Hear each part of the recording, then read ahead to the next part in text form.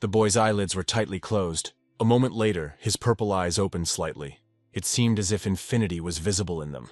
There was absolute nothingness around him. He could not remember where he was or who he was. There was a complete absence of thoughts and memories in my head. My head was splitting. He tried to come to his senses. Everything was like a fog. His hands were shackled. He needed to understand what this place was. However, there was nothing around, so he didn't know which way to go. He didn't know how much time had passed since he woke up. However, all this time he wandered through space. Of course, he lost track of time. There was a feeling that there was simply no such concept as time in this place. Suddenly, his attention shifted to something ahead. A figure was visible in the distance. He started running. Finally, after so much time, he was not alone in this place. Suddenly, he stopped and opened his mouth in surprise. He didn't understand what was happening. A girl's corpse appeared before him. He couldn't believe his eyes. The space around him went dark. Disorientation in space did not allow him to understand what was happening. He was scared. Tears were rolling down his cheeks. He couldn't pull himself together. The guy took a deep breath, hoping that it would help him. It was as if something had changed inside him. Suddenly, someone's hand fell on his shoulder. At that very second, he turned around. In front of him was a blue-eyed brunette with a ponytail. He asked the main character what he was doing here and why there was a corpse lying in front of him. The guy replied that he himself didn't understand what was going on. The brunette extended his hand in greeting and said that her chest was open. You can't do that with your bare hands, so there must have been a weapon somewhere. The protagonist shook his hand. Then he tried to get up from his knees. The guy helped the main character up and shared with him that he couldn't remember how he ended up in this place. The shackles fell from the protagonist's hands. But he was curious how the brunette managed to do it. The protagonist exhaled, but a sign appeared in front of him. It said that the participants of the competition had been determined. 2 pieces of paper appeared in the air on which the names and ages of the participants were written. The brunette screamed, and the main character only managed to grab the sheet of paper when shackles appeared on his hands again. He wondered if there was any information there that could help him understand where they were and what to do next. The name written on the piece of paper was Asura. She was almost 80 years old, and her mission was to find her sister. The brunette turned out to be 35 years old. It turned out that he had a family and children, and his name was Tengen Chu. Tengen screamed that he didn't remember anything. A notice appeared in front of them that they would be provided with weapons. Rayan's entire neck was suddenly covered in lightning sensors, and his hands began to shine. The next moment, a weapon appeared in his hands. The guys were tasked with killing their opponent in 5 minutes. The one who wins will become a god. If they don't make it in time, the suit will emit electricity that will kill them. A moment later, the game greeted them and informed them that they would now fight for the status of a god. They had no choice. The first round began. Rayan couldn't understand why they needed to fight. A timer appeared in front of him.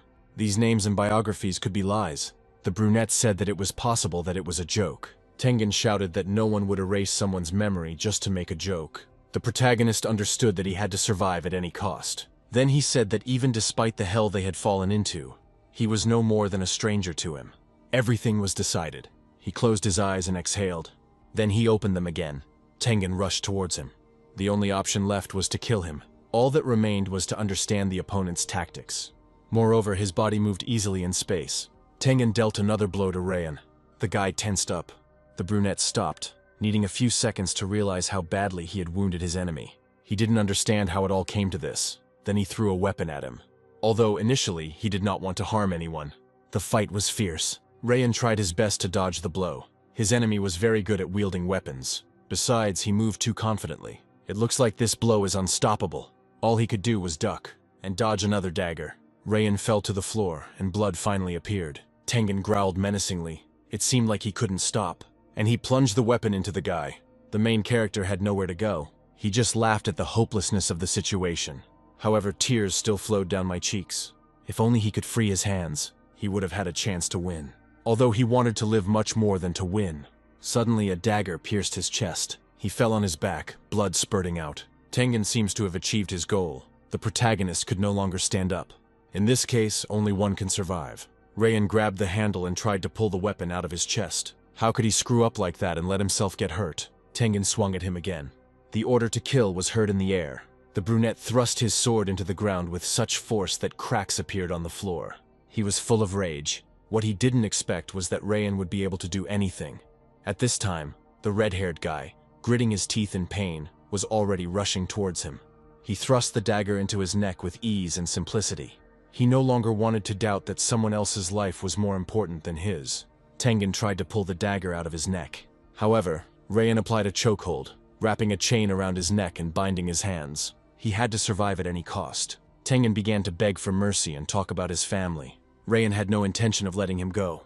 On the contrary, he pressed it down with his feet with all his might. He was overcome with anger.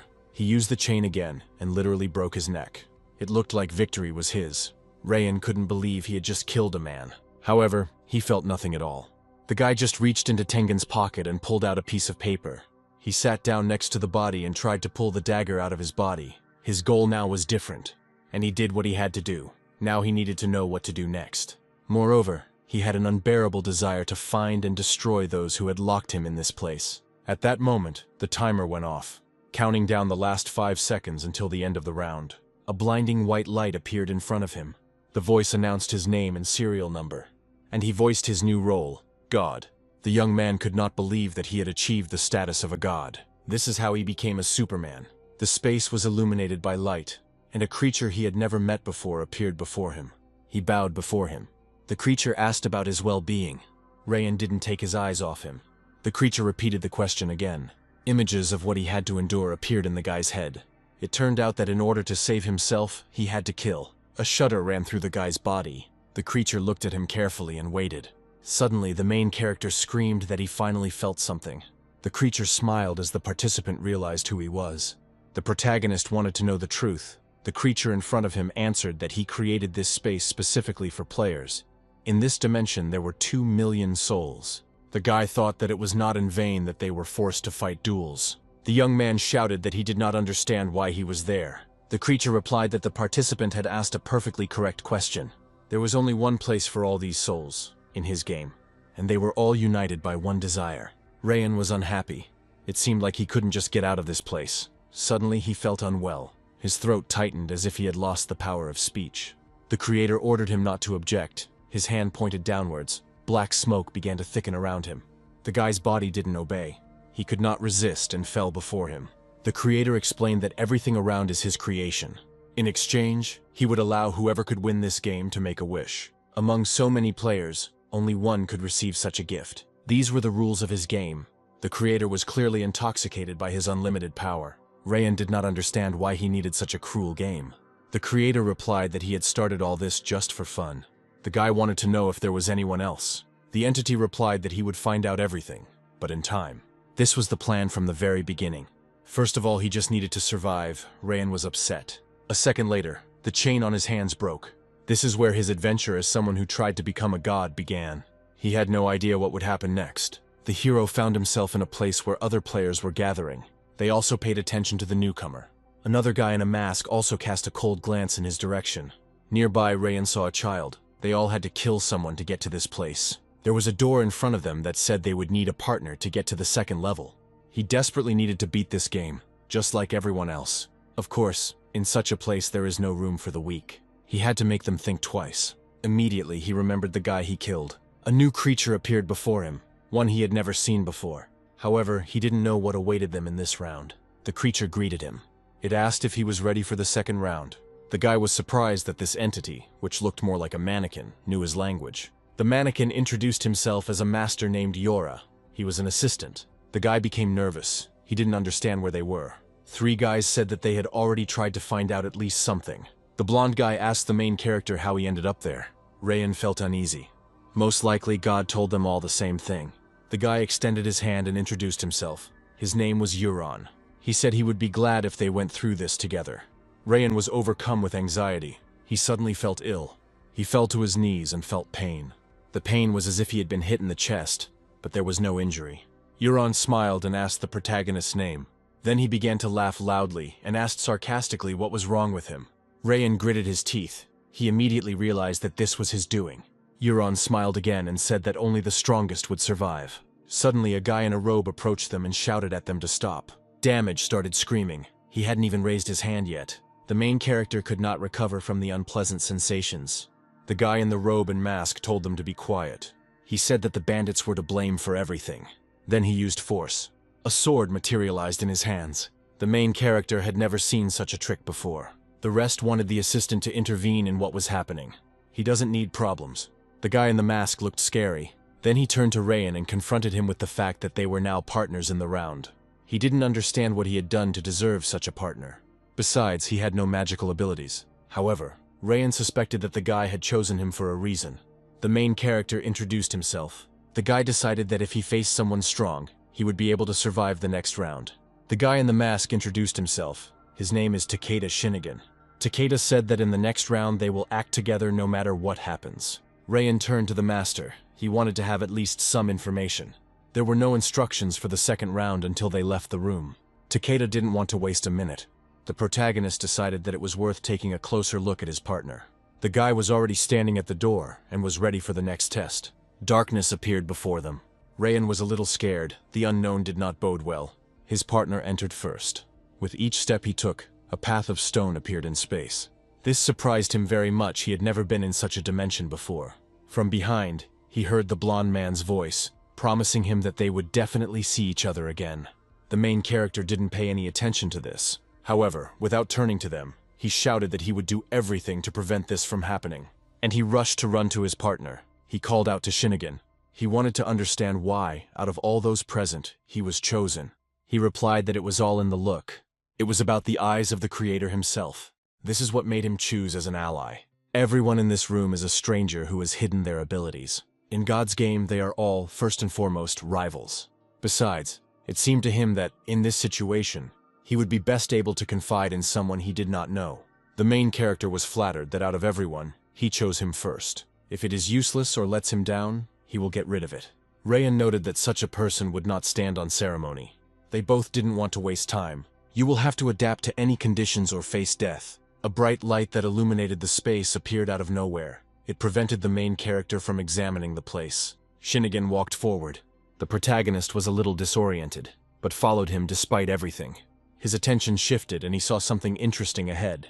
Two people appeared in front of them, an old man and a young busty blonde. The guys were surprised they had never met such older players before. Shinigan and Rayan stood there, not understanding what to do or how to react next. The blonde guy decided to discuss with his partner who would be their first victim. The main character lowered his head. The old man spoke first. He desperately wanted to know what awaited them in this round. The guy just looked at them intently, assessing their fighting abilities. The old man was interested in their names and who they were. Shinigan ordered the protagonist not to engage in conversation with him. The protagonist thought that the more distanced they were from their enemies, the easier it would be for them to destroy them. The old man introduced himself. It turned out that his name was Jurin, and the striking blonde in glasses turned out to be a girl named Sarah.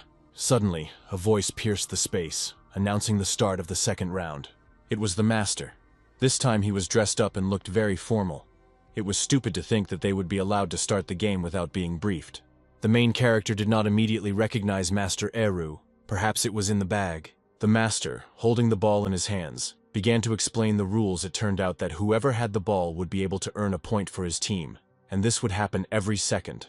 This round will last for about 15 minutes. The team that can score the most points will be declared the winner. The rest will simply be removed from the game. Era allowed them to use whatever they wanted in an attempt to take possession of the ball and kill. The game will also stop if the ball falls outside the platform. The old man wanted to know what the master meant. It turned out that all four would simply die. Sarah immediately decided to activate one of her abilities. As expected from the cruel god who ran this show, the rules were too strict. A weapon appeared in the girl's hands. Rayan became nervous that he didn't have a weapon, and besides, he had no idea how to summon one, which meant the fight was initially unequal. He explained that when the creator appeared, he was not a man of many words. If God decided to hide some rules of the game from him, then it was for a reason. Era decided that he had no right to interfere in the affairs and plans of the creator himself. The round was about to begin. Jurin and Sarah were ready to fight them. The ball immediately flew into the old man's face. He almost caught it. The master watched everything from the air, and after a few seconds sarcastically noted that the ball might be heavier for people. Rayan was unhappy that he had no advantages. Shengen decided that the first thing to do was to kill the old man. The old man looked at the boy rushing towards him in fear. The man held the ball tightly in his hands. Sarah jumped out in front of him and they clashed in a fight. She wielded the weapon confidently. Shengen shouted at her to get out of the way. Sarah said she hated arrogant people who were too confident in themselves, so she wouldn't give him a break. Being the oldest Jurin, in their opinion, was the weakest, and it would not be easy for such a warrior to hold a heavy ball and fight at the same time. Rayan realized that in this situation, the partner must protect the sword's keeper, simply for the sake of survival. Era looked at all this thoughtfully. The sight didn't impress him yet. The main character called out to the old man. The guy wanted to intercept the ball. The protagonist grabbed the weapon. It looked like the old man was about to die, and then they will know for sure who he is. The old man saw that the main character was preparing to attack him. The man was surprised that the guy was so brave. He took aim at the enemy, and was ready to shoot him. His weapon was built into his cane. Rayan glanced at Sarah but felt some movement behind him. The old man apologized, but he didn't let go of the ball. Immediately, he released a cloud of fire from his cane and thought that he needed to win this game. Moreover, the main character still couldn't escape the attack. His eyes lit up with magical energy. The old man said that this path is not for everyone. The main character understood that he could not simply sacrifice his hand. He immediately realized that he needed to do the same as in the first round, when he fought with Tengen. He could not doubt, as last time. Now he needed to take further action. Rayan used the power of the Fire Fist. The hand flew straight into the old man's jaw. The blow was so strong that the man was thrown to the side. Of course, after this, it would be difficult to maintain consciousness. Schengen watched the protagonist's actions closely until he understood what to do in this situation. Master Era thought about it, and now he was quite interested. The protagonist looked at the crazy old man. He had nothing more to say. He was confused by the fact that he could no longer feel his wrist. The decision remained on what to do next. Crush his skull or deal with him with bare hands. Killing this unarmed stranger couldn't be the only way to win. He needed a few seconds to figure out what to do with the ball. The main character was very surprised. He stood still and continued to hold the ball in his hands, completely unaware of what awaited him next. The old man still couldn't come to his senses. He looked at his hand and realized that the changes that had happened to his body were irreversible. Shinigami shouted at him to just finish what he started. The protagonist stood and stared at the old man. He had to make a decision that would cost the man his life. This was precisely the path he had to choose. Suddenly, a weapon plunged into the body. The guy didn't immediately realize what had happened. His gaze turned to the side. Literally before his eyes, in a split second, his partner was pierced through like a piece of meat. All he managed to do was just shout his name. Sarah shouted that she didn't doubt for a second that anyone's life was more important than hers. Rayan immediately felt a strange surge of strength. The girl moved from her place, and she headed towards him, ready to tear him apart with her bare hands. The guy was sweating a little. Sarah tried to hit the protagonist, but he managed to dodge. Rayan was surprised that she was so fast. The old man understood that he could escape and grabbed him tightly by the leg. The young man instantly became angry. They tried to grab him. Then came a blow to the jaw. Sarah was still able to attack him. Without waiting for the protagonist's reaction, she swung again. This time she attacked him even faster. Rayan couldn't stay on his feet. Blood splattered in all directions. He didn't want to die. He didn't lose consciousness, but he needed a little time to come up with a new fighting tactic. Sarah was next to him in a moment. The guy realized that she couldn't just get the opportunity to move so quickly. There was definitely a catch. Most likely, she also had abilities. The girl hit the main character in the chest. Blood splattered in all directions again, and the guy flew even further than last time. It seemed impossible to survive after this. Master Era also thought about the progress of the round. He was still watching what was happening from above. A golden glow appeared around the girl. She looked terrifying. The protagonist lay on the ground and thought that another such blow could cost him his life. Besides, even after death, nothing good awaited him. He remembered how it all began, and about the mission in which he must find his sister. At that moment, even his own name seemed strange to him. The hero didn't remember anything. His partner was lying nearby. He had not come to his senses. It seemed to him that everything was completely meaningless. Suddenly, an old man appeared in front of him, and he had a request. He wanted his ball back. Rayan didn't know what to answer. Shinigami knew he had to do something. He couldn't pull the spear out of himself, but gathering all his strength into a fist, he tried to get up. Nevertheless, he grabbed the spear, and if he was lucky, it would help him in the further battle for his life and the ball. Having gathered his strength, he finally pulled the weapon out of himself, without making a sound. The pain was hellish, so much so that he lost control of himself. A new energy appeared inside him that was previously unfamiliar to him. Sarah approached the protagonist and said that she could help. A voice came from above. Master Era wanted to know why the protagonist was still continuing the battle, and what his life was ultimately for. Rayan replied that he wanted to find a reason to live. The master said that this was a stupid wish, especially if you don't know what you might lose. Moreover, his thirst for truth did not give him any peace. He didn't know how she was going to stop the pain. He was interested in seeing Sarah's abilities. The girl moved forward, but the old man tried to stop her. He took a step and hung in the air. He didn't plan to give the ball away just like that. Someone stopped him from falling into the abyss. He was very surprised. Sarah held him tightly by the leg of his trousers and swore that he would kill everyone if the ball fell over the edge of the platform. The old man also joined in his rescue and grabbed the girl around the waist, preventing her from falling after him because the ball was heavy. Soon, they managed to pull him out of the abyss. Sarah screamed, which she would have expressed in a different tone, but apparently not this time. Something flew past her. She turned around and couldn't believe her eyes. Rayan couldn't hold back his tears. Shinigami pierced the old man through and through. Sarah stood rooted to the spot as the tragedy unfolded before her eyes. The old man began to groan heavily, and the guy continued to attack him. Then he said that they couldn't even kill him in a humane manner. The protagonist distracted Sarah by jumping towards the platform. This was the only chance to distract them. At this point, the battle turned. The old man fell to his knees, hoping that everything would go quickly and painlessly. He felt uneasy. A feeling of fear overwhelmed him. In the end, was there any point in starting a fight if everything could end with one jump with the ball into the unknown? The old man said that he was afraid of death ultimately. All people experience fear in the face of death. Rayan didn't take his eyes off him.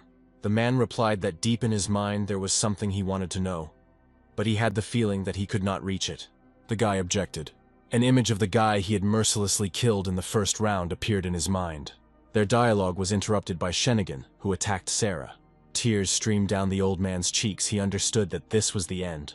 He sat peacefully on the ground and waited for the end. Rayan stood silently. He understood what it was like to be on the brink of death. As the pool of blood beneath the old man grew, his strength began to leave him. Master Era reported that he had a few minutes left. All this time, the ball was with the main character. He will not allow Sarah to score points for her team. Shinigami said that they were finished. Sarah started screaming. She was furious and didn't know what to do. The blonde said that killing himself, in this situation, would have been a more sensible decision. The girl clenched her fists and gritted her teeth. There was nowhere to retreat. The guy was holding a weapon in his hands. The old man almost lost consciousness. His body did not move. The partner said that they still had 3 whole minutes. The protagonist's partner stopped, wondering what would happen next. He felt uneasy for a second. The girl decided that it would be easier to kill them both. Rayan was curious about where she got such abilities. At first, he hoped that the girl would move in space, then he would be able to come up with a way to defeat her. However, he noticed the wind that followed her as soon as she attacked. When the girl hit him, he felt a surge. She attacked the main character again, but the guy was able to dodge. Sarah asked him to keep quiet. The boy realized that this was similar to what Jurin had done. A golden glow appeared around the girl again. She quickly attacked the protagonist. He tried to hold the ball tightly in his hands. Sarah didn't give up. However, he was unable to stay on his feet. The next moment, a tip was aimed at the guy. He understood that there was nowhere to hide. The weapon was already rushing towards him at incredible speed. It was at that very moment that Shinigami called out to his partner. The protagonist felt the girl's power again. Sarah thrust the weapon into the ground. Master Era thought. At that moment, the main character blocked the attack with his sword. However, a loud crunch of bones was heard. The main character coughed up blood. The girl was delighted that he figured out how to defend himself. The protagonist replied that he would be surprised if God created a less durable ball. The partner immediately came to the guy's aid. He asked the protagonist if he could stand up. The protagonist decided that she controlled the wind and could either speed up or strengthen herself. The girl realized that all this time Master Era had been watching everything. The master asked her why she was doing all this. The protagonist and his partner stood and looked at her. The girl began to cry and said that she didn't want to die. Rayan remembered everyone he killed. Shinigami shouted that the round would not end just like that. Era only smiled slightly. Besides, they had 1 minute to spare. Sarah couldn't calm down. Jurin still hadn't moved. She had to activate the power again. The girl said that this was not at all what she wanted. Era said that when a person is forced to stand between life and death, he has absolutely no desire to choose. Hopelessness and the desire to live lead a person to new heights. Rayan noted that this time she would be faster and stronger. The partner realized that she would not give up so easily. The girl was determined. The timer was at the 50-second mark. The players were in this place for the same amount of time. The protagonist did not expect Sarah to use all her power. Besides, they only had a minute for everything. All that was left was to endure this time. Sarah attacked the main character. The speed of her blow was terrifying. Rayan flew to the side. A weapon appeared in her hands. This time there was no mercy. A second later, the spear was already flying towards the main character. It seemed as if the weapon was flying at such a speed that it was ready to catch up with the protagonist right in mid-flight. Rayan collapsed to the ground. The weapon caught up with him and pierced him. The guy could only scream in pain. Blood splattered in all directions. The girl snapped and took a few steps forward. The young man cursed silently. Sarah possessed enormous power. She pressed the guy with her foot and pulled out the spear. Rayan grunted in pain again. It looks like his end is near. The girl raised her spear over him. However, the tip stuck next to him. Sarah herself did not understand how it happened. Suddenly, the girl felt a sharp pain, and a fountain of blood spurted in all directions. Her hand was cut off. She screamed in horror and unbearable pain. Rayan didn't immediately realize what was happening. The girl turned around. Shenigan stood behind her and said that it was her own fault. There's no way he can let his round partner get killed. She was outraged that he knew how to use his power. He didn't want to show off his skills in front of everyone. Sarah was furious, and she jumped up from her place. She was ready to destroy him at that very moment. Rayan grabbed his shoulder. He miraculously managed to stay alive. But now his partner's life was at stake. Shenigan was ready for battle. A lava weapon appeared in his hands. A wave of fire cut through space. With the first swing of his sword, he managed to hit the girl. She didn't have time to put up a defense or intercept the attack. She was knocked off her feet by a firebird that Shenigan had released. After the protagonist killed his first victim, he decided to be strong. However, after he saw the strength of the other participants, he was no longer so confident that he would be able to reach the end of the game. Shenigan waited for a response. In this place, anyone could show their dark side. In any case, up until this moment he had never seen anyone who could maintain human form in such a battle. Blood spread across the arena. Sarah screamed that the pain was unbearable. The girl looked up and her executioner appeared before her. Shenigan pointed his sword at her neck. She looked at him with fear, realizing that in a few seconds she would lose her life. She was overcome with hysterics. She didn't want to die in this damn game. She started screaming, hoping that it would change something. It took Shenigan 15 seconds to determine her fate. Sarah turned to the protagonist and said that it was unfair. A person like Rayan did not deserve to stay alive after what he had done. The guy was silent. All he could do was hold his wounded shoulder. The girl bowed her head before her executioner. Rayan's partner took a decisive step forward. There were 10 seconds left before the peculiar execution. The girl continued to cry. Shenigan raised his sword over the girl. The main character looked at them without taking his eyes off them. A sharp swing, a whistle of the sword, and Sarah's head fell from her shoulders. While Rayan was digesting the picture that happened before him, an unusual vision came to him. The image of a boy appeared before him. A clearing appeared around them. The boy approached the main character and said that he would like to show him what his mother gave him. The boy was surprised. He hadn't heard from his mother for too long. A girl ran out of the bushes and said that she now had a cross. She said that now, thanks to God, they would have a good harvest, despite the fact that God creates cataclysms. For a moment, the guy was speechless. The boy began to cry. He could not believe that God could be so evil. The girl said that the missionary gave the necklace to her and her mother. The boy hugged his little sister and said that he also wanted something as a gift from God. Rayan heard the girl's name. Her name was Ichika. She might even have been able to convince the mother to share with the boy. She patted the boy on the head and said she was hungry. The main character felt something. The boy and his sister moved on. Rayan got angry. He couldn't take his eyes off them. The girl turned around sharply and assumed a defensive stance. The main character couldn't hold back. He wanted to cry. The girl asked menacingly who he was, and the little boy behind her was slightly frightened. Suddenly, Rayan heard a strange sound that resembled a crunch. The protagonist did not understand how it happened. The memory dissipated like fog. Only the pieces of glass floating in the air were proof that he had not imagined it. The main character has never felt anything like this before. Master Era appeared before him and addressed the players by name. Shenigan did not raise his head. Rayan immediately realized that this was his doing. Era grinned contentedly. After that, he handed the guy a cross and said that this was a special thing. This is not just a piece of metal. It is the meaning of life. The boy bowed his head before him and realized that this could become his will to live and win in this game. Of course, he didn't recognize the girl with the cross. What struck him most was the feeling he got when he saw his little sister. A red-haired knight appeared in front of the guy and offered him a deal. Rayan was surprised that judges could make deals with them. The guy thought about it. The judge replied that God never chooses people just like that. And besides, the champion receives a second power that will be added to his status as a god. A second sacred power would make him much stronger. he will have more than just the status of a god.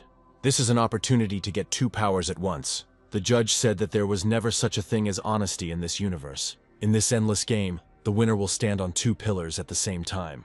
The one who wins the favor of the gods will gain the most power in the arena. After all, the master is able to control his gift. Shinigami was able to concentrate and control the flames. Sarah used her ability to speed up at the same time. These fighters skillfully controlled their forces. Rayan didn't know what to do in this case. A winner must be willing to do anything. The judge wanted to know what he was capable of. The guy smiled. However, the judge said that her words were worth nothing. She was only interested in the result. Besides, there could have been many more murders. The girl decided to tell much more about his sister. Rayan wanted to know why she was so kind. The girl replied that it was too early to choose champions. The sooner she invested, the more she would get. He would have to win. The judge returned to her chair. He involuntarily remembered his first victim. If he can't win, then in the 5th round he will be his champion. The hero was ready to do this. The judge replied that she would keep an eye on him and ordered him to get out of her courtroom.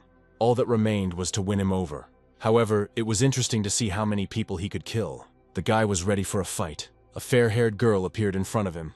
She hurried away, but it seemed to him that it would be more logical to catch up with her. Something was holding the guy back. His instincts became heightened. The guy followed her. However, something stopped him. The girl pointed a gun at him, which he didn't expect at all. She wanted to understand why he was pursuing her. The girl kept the gun pointed at him. There was no one around. She could have shot him. The guy closed his eyes. He wanted to remain calm, no matter what. He replied that he saw her destroy another participant. The hero shared with her his desire to see her on the team. The blue-eyed blonde asked who he meant. The girl thought. Then she said that he looked like a pervert, and she doubted that he would be of any use. Rayan replied that he wanted to be of service and followed her. She looked even more attractive from behind. Having passed the corridor, they entered the hall. They found themselves in an arena where some were already training. The hero didn't understand what they were doing there. She said that they just needed to pass the test. The girl was sure that the participant standing in front of her was the one who killed her partner in the last round. A huge muscular man stood in the company of 2 other men. She ordered him to destroy him, and then she would definitely belong to him. Rayan was curious what she meant. He was completely taken aback.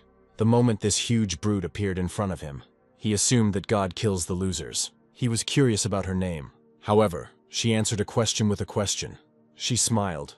The girl said a condition she would tell him her name only if he defeated this freak. The blonde looked at him slyly and with interest. She doubted that the participants could die here. God would not want all his players to die at once. If so, this was his chance to test it against a strong opponent. He remembered that he couldn't rely on someone forever. He needed to become stronger. This time, he was determined. The green-haired girl looked at him. The 3 girls watched everything that was happening with particular interest. The main thing is that at least someone wants to know what he is capable of. This time Rayan didn't even have a choice. He had nothing to hide. The blue-haired participant began to carefully study the potential opponents. A dark-haired brunette stood next to him. Rayan didn't expect what happened next. He was prepared to gain a lot, especially if he managed to defeat him. The bald man stared at him. Of course, its dimensions were much more impressive. The main character remembered the girl's body at the very beginning. Then he had a second memory of the next victim. Then he remembered Jurin. And finally about Sarah. At that moment, he was overcome by devilish energy. After a couple of seconds, he came to his senses. Before he had time to come to his senses, the bald man was already rushing towards him. The guy shouted that they couldn't just attack him like that. He could feel his corrupted aura right from there. Then a cry pierced the space that he had done nothing wrong. Baldy said he had done nothing more. The blue-haired guy shouted that there was no need to be so aggressive. The brunette looked away. He was curious about what was happening to him. He pointed at the blonde and asked why exactly he killed her. Rayan knew that God would kill him for such actions. The bald man shouted that the whole thing was that she sent him. The hero looked at him warily. He screamed that he would kill her again if necessary. The girl was ready to tell how she survived the second round. The bald man again replied that if it weren't for God, he wouldn't be here. Rayan replied that such a person would not simply give up, even to death itself. The blue-haired guy intervened in their conversation. He noted that the god's actions in this case were nothing more than fun. The creator has already given a participant a chance once. Sarah was quite strong. Maybe for this reason she was so interesting to God. In this case, Rayan decided that the bald man was much stronger than Sarah, since he gave him a chance. The blonde looked at them carefully. Rayan couldn't believe that she was the strongest. He even felt uneasy about it. However, an image of a boy with his sister appeared in his thoughts. To find the answers, you need to find Ichika. Baldy shouted that he was waiting for the next round. Rayan struck first. The girl was surprised that he was the first to start a fight. Another participant couldn't understand what was happening. The bald man fell to his knees. It wasn't the fairest attack, but he needed an advantage against such a giant. Moreover, this man really irritated him. He struck again. However, he was immediately stopped. Baldy grabbed the protagonist's hand right during the attack. He was no less determined. Then he just cursed. The main character cried out in pain. His arm was damaged. The bald man simply pulled him by the wrist. This time, he couldn't resist at all. He was simply dragged along the ground. The boy couldn't escape from his clutches. His opponent warned him not to attack someone he didn't know. Then he dragged it along the ground again. The main character was already completely exhausted. He was told not to lose consciousness. The bald man laughed that he would have to remember everything from beginning to end. The girl couldn't help him in any way. However, she had time to think of something. The brunette and the green-haired girl stood not far from them, and it seemed that this sight did not amuse them at all. The girl with green hair offered the guy to help her friend. He didn't want to get involved in someone else's fight. The brunette said that now he knows what to do in this game. If he doesn't have the strength, then death will simply await him. The bald man grabbed his hand. The guy was still alive. He was extremely persistent. Now he just wanted to end it all. He just threw the body into the air. Such a weakling cannot be allowed to look down on them. Lightning instantly began to flash from the protagonist's eyes, and he flew down on the bald guy. He began to smile. This was the very moment when he could strike. The boys clashed in battle again. Rayan jumped on him with the speed of a wild animal. The bald man remained on his feet but felt pain. The protagonist jumped on him again and pushed him with his feet. The guy did a somersault in the air, and then gracefully he landed. The blonde smiled admiringly. The green-haired girl screamed that he couldn't just get out. Rayan sat on his haunches, wondering what to do next. He certainly wasn't going to run away in this situation. He remembered the girl's words that he would tell her about himself as soon as he fulfilled her request. The guy wanted to have a little fun. It was as if something clicked inside him. This had happened to him before. The protagonist gathered his strength and attacked the bald man, the pain in his body receding.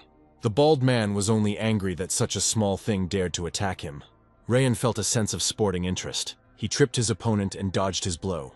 Then he repeated this move again, literally knocking the enemy off his feet. He got a taste for it and seemed ready to even take his life if necessary. The guy narrowed his eyes. It was necessary not to lose the rhythm. The protagonist began to attack again, this time much faster and more nimbly. The bald man didn't want to show him his weak spots. Suddenly he stopped. Rayan decided that it would be better if he destroyed it with his bare hands. The next moment, he was overcome with rage and rushed forward. Despite his size, he hit his opponent with all his might. From that second on, he couldn't stop and continued to beat him with his fists. The blue-haired participant was surprised. At this time, the brunette silently watched what was happening. The blue-eyed girl smiled contentedly. The bald man didn't become any kinder, but he didn't lose consciousness either. He shouted that he was finished. The next moment, a glow appeared around him that was only characteristic of those who possess divine power. Rayan had never seen such a strong aura before. The guy was afraid that his body might not be able to withstand such pressure. Besides, the pain made itself known again. There was no time. The enemy was already flying towards him. Suddenly he stopped. A brunette appeared in front of him. The guy said he had no desire to separate them like school children. If they both don't calm down, he will punish them. The other participants watched what was happening. The bald one definitely didn't want to calm down. The blonde didn't expect anyone to intervene. The bald man was curious about who he was. The brunette explained that it was just another guy who was a participant. The bald man started yelling that no one dared to disturb him. The guy noted that he was betting on the big guy. He suggested that they disperse of their own free will. The bald man replied that everything would end as soon as he finished him off. The young man replied that he was smart enough to come up with something more interesting. The bald man got angry and rushed at him. Obviously, he didn't plan to leave them alive. Then, adjusting his glasses, he turned to him. The next moment, he took off his glasses and with a mysterious smile asked if they could figure out what color his eyes were. Rayan was surprised. He had never seen such a display of power before. The protagonist squatted in front of him. The brunette put his glasses back on. Rayan still hadn't gotten up from his seat. He was impressed by his speed. The brunette made several precise blows at the strongman, and he fell unconscious. Baldy didn't immediately realize the level of his power. For the first time, someone was able to attack him. The observers became worried. One of them decided to remain silent. There could only be one reason why he could have such power. Most likely he became a god. His weapon was his gaze. Rayan thought it was very unfair that such powerful forces were standing in his way. The brunette in glasses hesitated, almost feeling embarrassed by his own power. He got down on one knee in front of the main character and said that in order to challenge such a strong player, you need to have balls. The guy introduced himself. His name was Yun. Then he said that he had seen it before. Yun wanted to know how badly he got into trouble. He turned to the beauty next to him and asked her to heal him a little. The girl smiled sweetly. She had absolutely no reason to refuse such a handsome man. It turned out that they had already met in the second round. The brunette joked that he needed to get to the infirmary before he kicked the bucket. The guy asked him not to pay attention. She took Rayan's hand, and energy began to spread through her palms. Her fingers made several movements that made his hand make a specific crunching sound. The protagonist gritted his teeth in pain, but did not make a sound. He thanked them. When the beauty asked him if it hurt, he lied. She didn't answer. In fact, she knew it hurt. Yun replied that he was always happy to help. Rayan exhaled. Suddenly everything went dark before my eyes and the space began to blur. A vision appeared before his eyes of how quickly he dealt with the gang of participants. This time nothing was going to stop him. Suddenly his eyes lit up and then he saw the creator. He descended majestically, his voice piercing the space. He addressed the main character. It was very interesting for him to watch how he survived in this game. God said that before the game he was someone too. Rayan never expected him to appear. He began to come to his senses, and it turned out that he had lost consciousness. The blonde looked at him and said that she was glad that he came to his senses. She smiled and remarked that he had done well. A participant with green hair entered the room. The guys did not expect her to appear at all. She said he looked much better than the last time they met. Rayan replied that one cannot rely only on God forever. He felt awkward. Besides, I had to risk my life all the time, and he never thought about the consequences. He will most likely have to make an effort. The girl next to him encouraged him, and she said that she was ready to join him. He didn't expect such support from her. She pestered him with the question of whether he had a partner. Rayan didn't know how to answer. But I remembered my partner, whom I met before the last round. The blonde said that if he had someone in mind, he could take him into their trio. But first, Rayan wanted to know her name. The girl smiled awkwardly. Her name was Era Pak. He liked it. She said he was silly because she didn't choose that name herself. Then she said that now she would not regret taking him into the team.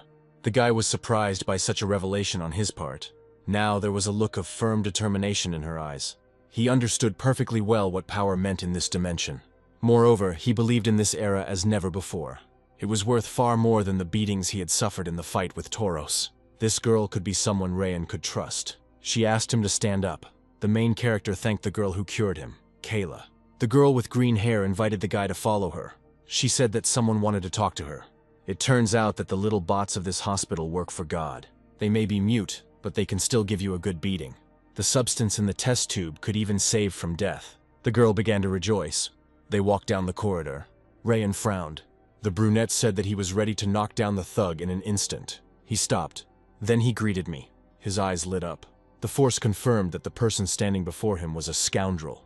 He immediately threw a small glowing object in his direction. The girls didn't know what to do with him. The brunette realized that he was not the only one. It seemed he noticed that the main character also had unusual eyes. This was his divine power. Rayan noted that he was very observant. Then he explained that he wanted to throw down a challenge. The girl was pleased that the guy stood up for his friend. She respects that. Actually, he just wanted to recruit her. He had something to say. The brunette asked her to leave her girlfriend and join him and Kayla. He then asked him to do his best to win in the third round. He even had the thought of leaving her. After Yoon showed what he was capable of, such thoughts were quite natural. Anyone would have accepted his offer. The protagonist thought that he had no doubt that he would go far in the game of God. Yun uses her divine power without letting others know its secrets. Now the main character needs to show his strength. Anyone would have accepted his offer. It took him just a moment to knock that big guy off his feet. However, hoping that he would stop or spare anyone would be very foolish. Yun used his divine power without letting others understand its secrets. Since this girl has made it this far, she certainly knows how to take care of herself. Not to mention that her healing power will be useful in a team fight. However, she knew a lot of things. The protagonist had several questions left. Besides, he had a feeling that they needed something. Like Shinigen, Yun wanted to understand where his divine power came from.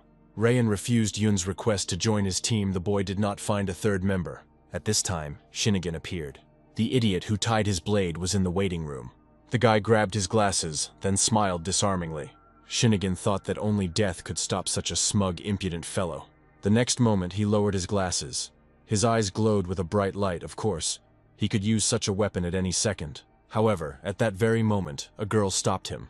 She understood that he was using his superiority. The guy couldn't object to her. Since the fight did not take place, Shinigami was extremely pleased. Looks like we'll have to look for a third team member elsewhere. Yun patted him on the shoulder, and he headed in the other direction, throwing out a phrase about how if he didn't die, he would be interested in chatting again.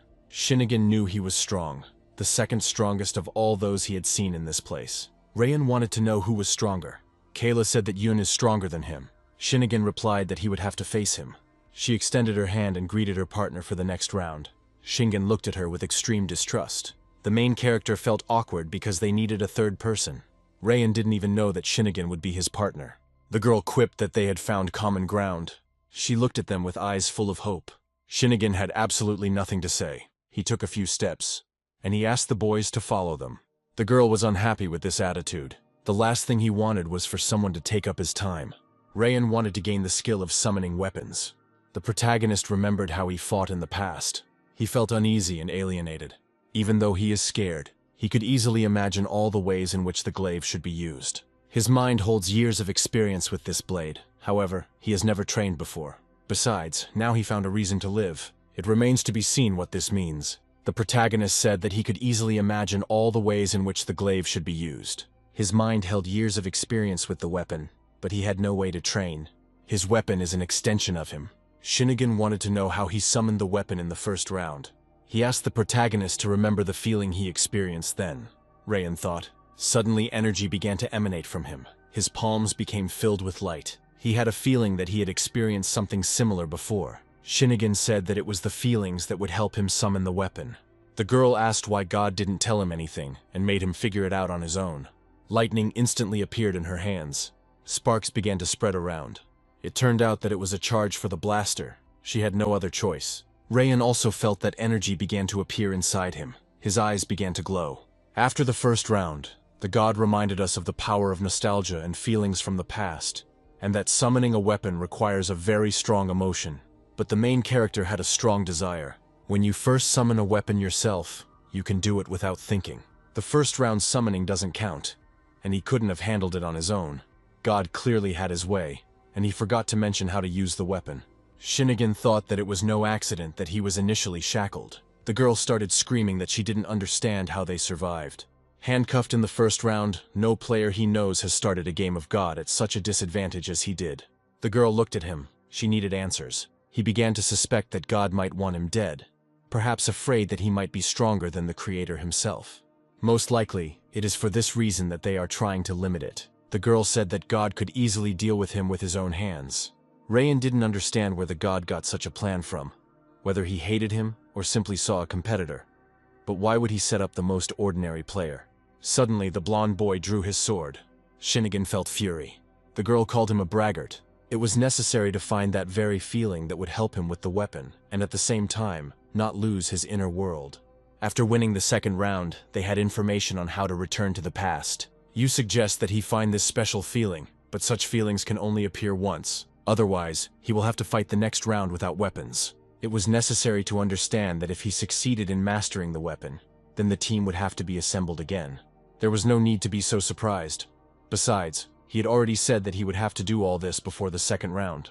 Of course, he understood that he was risking his life, and it would be very unwise to say goodbye in the middle of the game. The girl thought that this was too much. Shinigami thought about what 2 million souls could be killed for. In this round, the opponent could be anyone. The blonde looked at him, but she had absolutely nothing to say. She decided to cheer him up. He remembered his mission. He needed to find a feeling that would define him. The boy remembered his feelings from touching the cross for the first time. Rayan remembered his little sister with the cross and her joy at the moment when she brought it to him, and the mother who was nearby. He needed to understand how to find the answer to the question. Maybe he needed to focus on love. He had absolutely no idea what he could feel. From just one grain of a past, he didn't even know he needed to extract what defined him. Tears streamed down the protagonist's cheeks. He remembered about the gift, which became a reason to live for him. If God had not chosen the main character to participate in the game, then he would not have to tremble for his life every time. This monster would take his life, his identity, and absolutely everything. Because of him, he won't even be able to recognize his own sister. There was a great risk of dying in this stupid game with stupid rules. He would have to become stronger. And all these deities who watch with bored faces the chaos that is happening, including the master himself. He had no choice but to grind his sister into dust. To kill a god, you need to develop a plan. One day, he will pick up a piece of paper with his name on it. A shudder ran through him, followed by a flash of lightning. He instantly became furious. The protagonist's eyes widened in surprise. The guy couldn't calm down. A weapon appeared in his hands. The girl screamed that the main character had finally succeeded. True, before this the guy fell out of reality and started laughing. They tried to somehow shout to him. Rayan wanted to know how long he had been in this state. Shinnigan said that 3 hours had passed. When the main character came to his senses, the first thing he remembered was a smile. It was at that moment that he remembered the smile that had appeared on his face after Sarah's death. The girl laughed. She was glad that she succeeded. Now they were able to unite. The protagonist was still thinking about what feeling defined him. The partner felt that something was wrong. The protagonist gritted his teeth, and there was confusion inside him. Every action in this game brought him closer to the truth. He had the thought that he might get confused during the game. Moreover, the desire to survive at any cost, and the rage from the desire to kill could turn him into a monster. He turned to his partner. It was difficult for him to cope in this situation alone. The girl said she didn't know who he really was. The main character himself no longer knew who he had become after all this. The boy in that memory seemed so innocent. At what point he had gone so astray that his defining emotion had become the desire to kill, he could not understand. I needed to distract myself from these thoughts. He didn't care what feeling defined him. Besides, the one he remembered no longer had anything in common with the one he was now. Shinnigan decided that from now on he would do as he saw fit. At that moment, the main character felt strength and power within himself. No matter who you were before, you can't escape the past. All that was left was to hope that he could fight them. He doesn't care about it as long as he can kill his enemies. It was necessary not to lose humanity. The partner looked at Rayan and invited him to continue the journey together. He suggested practicing before the next round. Shinnigan only asked them if they were ready for battle. The protagonist was ready to fight further. The girl turned to the guy and looked at him with eyes full of hope that he was ready to fight just like Rayan. As soon as she saw his inaction, she decided that she would not be able to get anything out of him. In a second, he was ready to start training. Their last hours in Enyo Castle were spent in grueling training under Shinnigan's guidance. The guy no longer hid his abilities so fiercely, but it was clear that he was still holding back.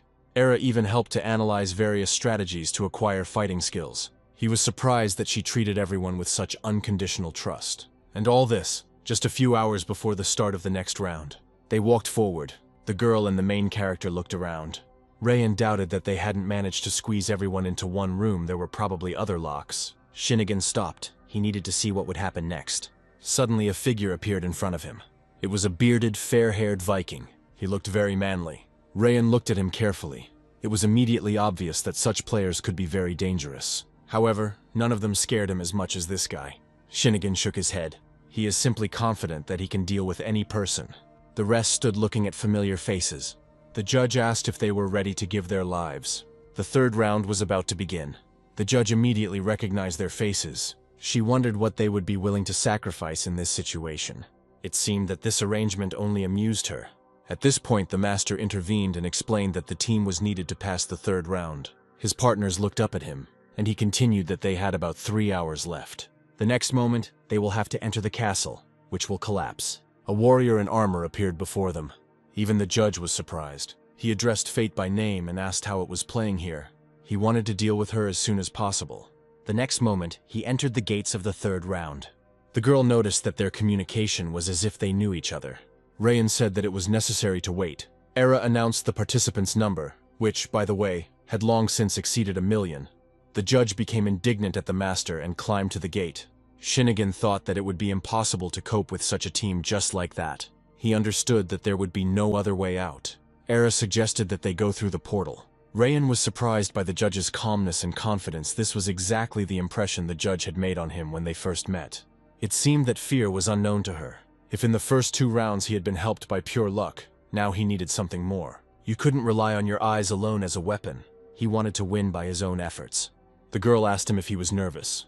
She thought about it. She was even pleased by this thought, and replied that she was not nervous at all. The main character could only worry about his wounds healing quickly after the battle. It seemed that everything was going according to plan, and there was no reason to worry. The ability to manage your emotions is the key to survival. They went inside. Lighting was needed to see anything in this place. Several torches lit the way. The team became frightened when silhouettes began to appear in the darkness. The Monkey King appeared before them. Rayan saw such a creature in front of him for the first time.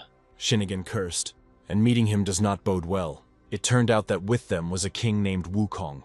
He suggested that the boys capture the flag. Enio caused some kind of trouble, so they had to call him out for the third round. They were lucky to have such a leader. He wondered if they could surprise the king. The king smiled. He was interested to know something. A spear appeared in his hands. The creature was ready to play with people. The main character noticed that a weapon had appeared in his hands. The king turned his gaze to the other two. Somewhere in this cave there is a second team, both of which are given a flag. They needed both flags to win. He gave them 3 hours to do everything, on the condition that the killings were permitted. The blonde wanted to know what would happen to them if they lost. This round was a little different from the previous ones. The king explained that he would not touch one of the team. The rest will be eliminated. The king wanted some fun. All they had to do was hold out until the next round. The round will begin when the timer goes off. The creature looked at them carefully. They were curious about what their final plan was. They don't yet know who they will meet along the way. Shinigami asked what strategy to choose. It seemed to him that the best plan would be to attack first. My partner said that the game would start soon. They needed to keep their flag. Shinigami said that it would be better if he thought about himself. The protagonist sighed regretfully, realizing that it wouldn't be easy with such a team. They had about 3 minutes. Rayan decided that despite this, he needed to move on. The girl resolutely moved forward. She noticed that he was nervous. It's strange, but as soon as he starts fighting, something inside him clicks. In moments when he really should have been afraid, he felt nothing. Fights and murders became commonplace. Everything seemed quite ordinary to him. The main character just wanted to understand why this was happening. She was in the memory that was returned to him. They looked around. There was no one nearby. All the participants that the partner met either passed the rounds, or are looking for someone, or want to achieve a certain goal. He didn't need to look for anyone. It's a bit disorienting. Everyone had their own reason for being in this place. She found it complete nonsense. Rayan approached his partner. He saw that she was uncomfortable remembering this. When she was little, she got injured. The protagonist asked her what reason she had to live. The girl needed someone to figure out how to beat the crap out of him. It's the kind of revenge story that someone like Shinigami would enjoy. He turned out to be such a show-off in the end. The girl said she was glad that he was with her in the cave. The protagonist felt awkwardly embarrassed, as he understood that she was asking about stalking. If he hadn't done this, she would never have met him. Besides, it's very difficult to meet a good person during such crazy events. The guy thanked her. Ever since he got into the god game, no one has tried to be friendly. Shinigami was only interested in the object. The partner realized that he would need help in the second round. He underestimated their ancestors. This will not happen again. At that moment, he pulled out his blade. The next moment, he attacked the Monkey King. The creature looked slyly at the man and said that they hadn't seen each other for a long time. Since their last meeting, the guy has acquired a team.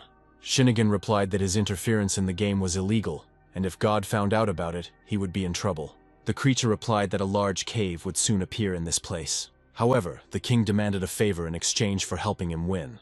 He replied that he would have to become the strongest in order to win. The participant recalled meeting with the judge and the master that day. She said that they needed as many sponsors as possible. The king pointed his finger at the boy, smiled playfully, and wished him well. He laughed and said that this game was one of the craziest, and that he liked games like that the most. However, this was not his only desire. He wanted Shinigami to kill his comrade. Then he walked up to him and called out his partner's name. All that remained was to finish her off.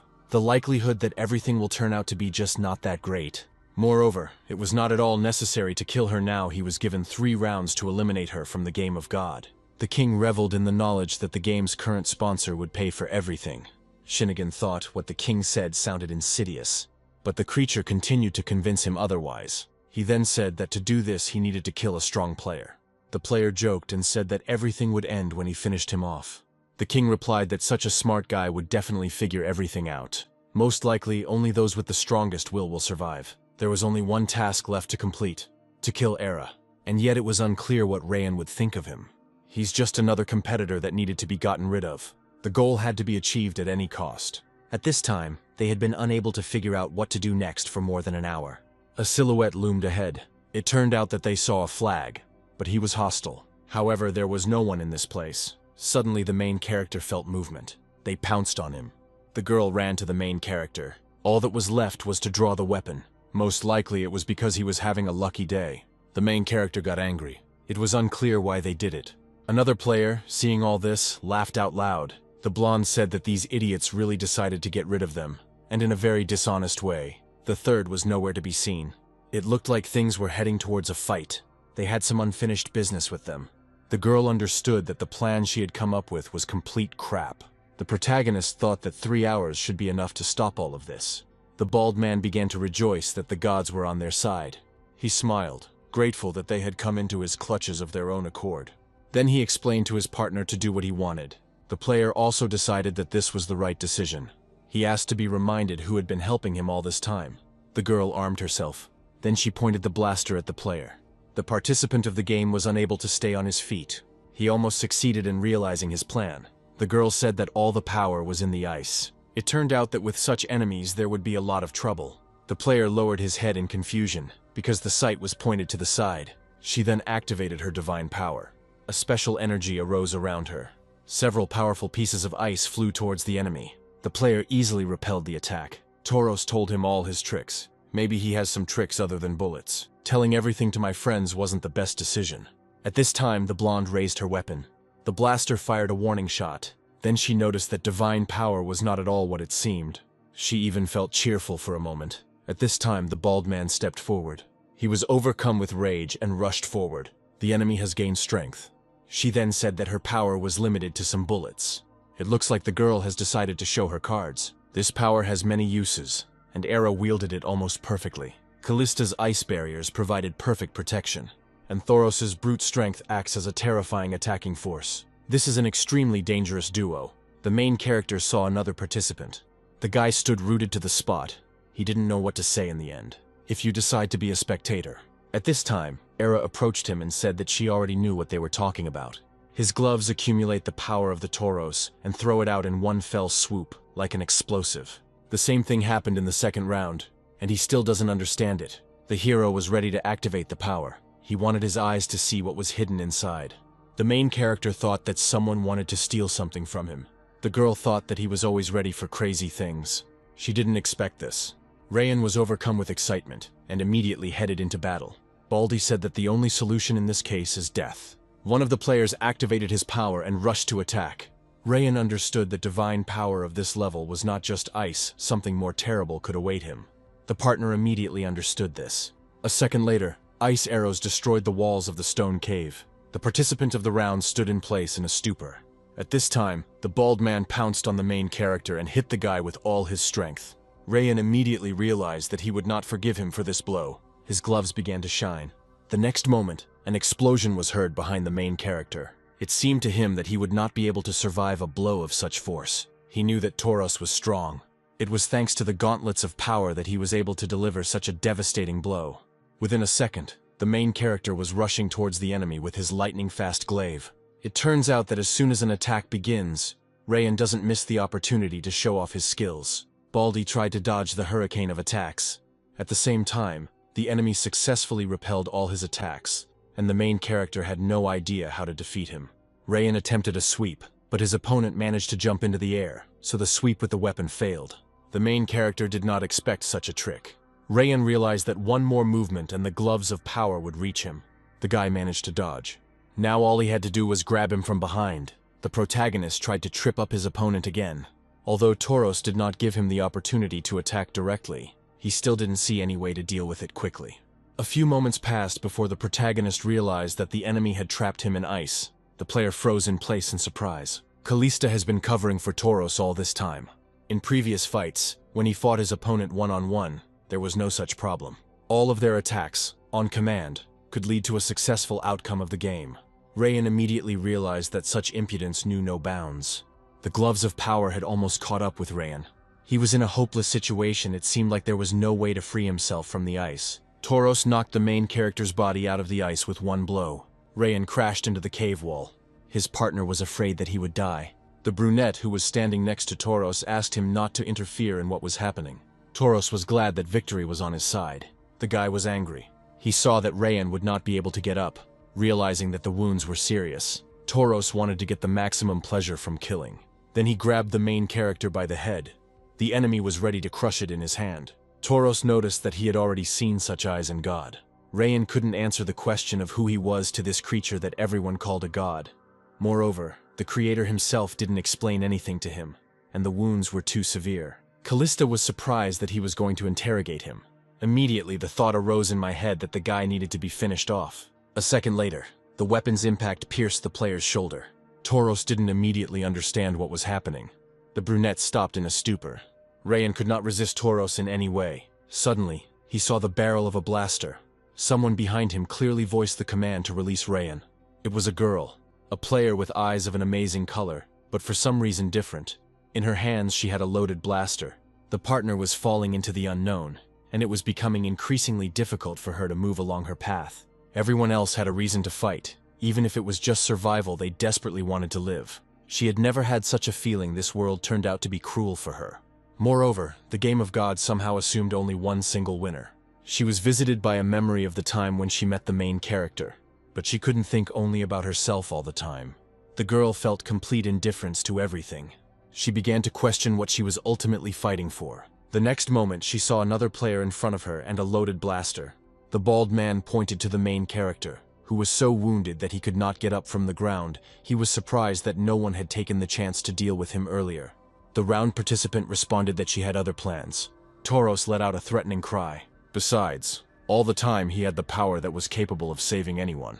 She decided that she would not go into the next round alone. Tauros was ready to take on the girl's team. The idea came to their minds that it would be nice to bring back the desire to live. Tauros grabbed the girl by the head. The girl was in pain. She could not resist the power of the gloves. Tears welled up in her eyes. There was no defense against the power of Tauros. Lily remained selfless and optimistic even this year. If anyone deserved to survive, it was her. No matter how many times she shot at Tauros, he stood firmly on his feet. Maybe if she had pulled out the second gun, she could have killed him faster and saved Lily. The girl looked at the dead bodies, and at that moment, more than anything, she felt offended that her game partner had died. It occurred to her that everyone who played God was a potential rival of hers. This made tears roll down her cheeks. At the same time, she tried to hold on until the very end. Now she wanted revenge because she shouldn't have died like this. This regret haunted her every minute, from the very end of the second round. The stupidity was that she could cope alone. The girl decided that she would never allow her partners to be killed. Callista decided to keep her emotions in check. The blonde still hit her and wounded her. However, she was not going to stop at just one shot. It was necessary to somehow prepare for the next shot. Tauros shouted to her that it was a trap. Another shot was fired towards Callista. She understood that she could get out. She just had to figure out how to do it. It was necessary to somehow reflect the blow, but the shot was already flying in her direction. There was absolutely nowhere for her to escape from this shot. The shot pierced her body. Blood splattered in all directions. The blonde was surprised that her blow was able to reach her. Depending on the gun, the divine power will behave differently. The first is related to the flash, which allows him to avoid small objects and control their trajectory with his gaze. The second pistol contains a concentrated spark, with which he can accelerate objects. Tauros realized that it was a mistake. Callista also realized that this time there would be no options. This time I'll have to hold back. Callista clutched her wound. The pain was unbearable. Gathering all her last strength, she decided to fight back against Tauros. Tauros addressed the girl by name. She decided that she could handle him. Turning his head to the side, the participant in the game spoke his order that no one should dare to disturb him. Tauros and the other player remained silent. Then Baldy decided that it would be better to destroy her. A few seconds later, the space was illuminated by divine power. Era stopped and lowered her weapon. Immediately, the player used a technique called Divine Calic. Suddenly, there was a sound of footsteps. Warriors in armor appeared out of nowhere. This was that very cold death. Rayan didn't expect all these warriors to appear here. The player's laughter echoed throughout the area. At this time, the blonde grabbed 2 blasters and took aim. The warriors, on command, moved towards her to destroy her. She had no choice but to defend herself with weapons. It was necessary to figure out how to defend against such a number of warriors. She had to let off some sparks. The charges flew towards them without stopping. Then she reloaded her weapon again and sent out another wave.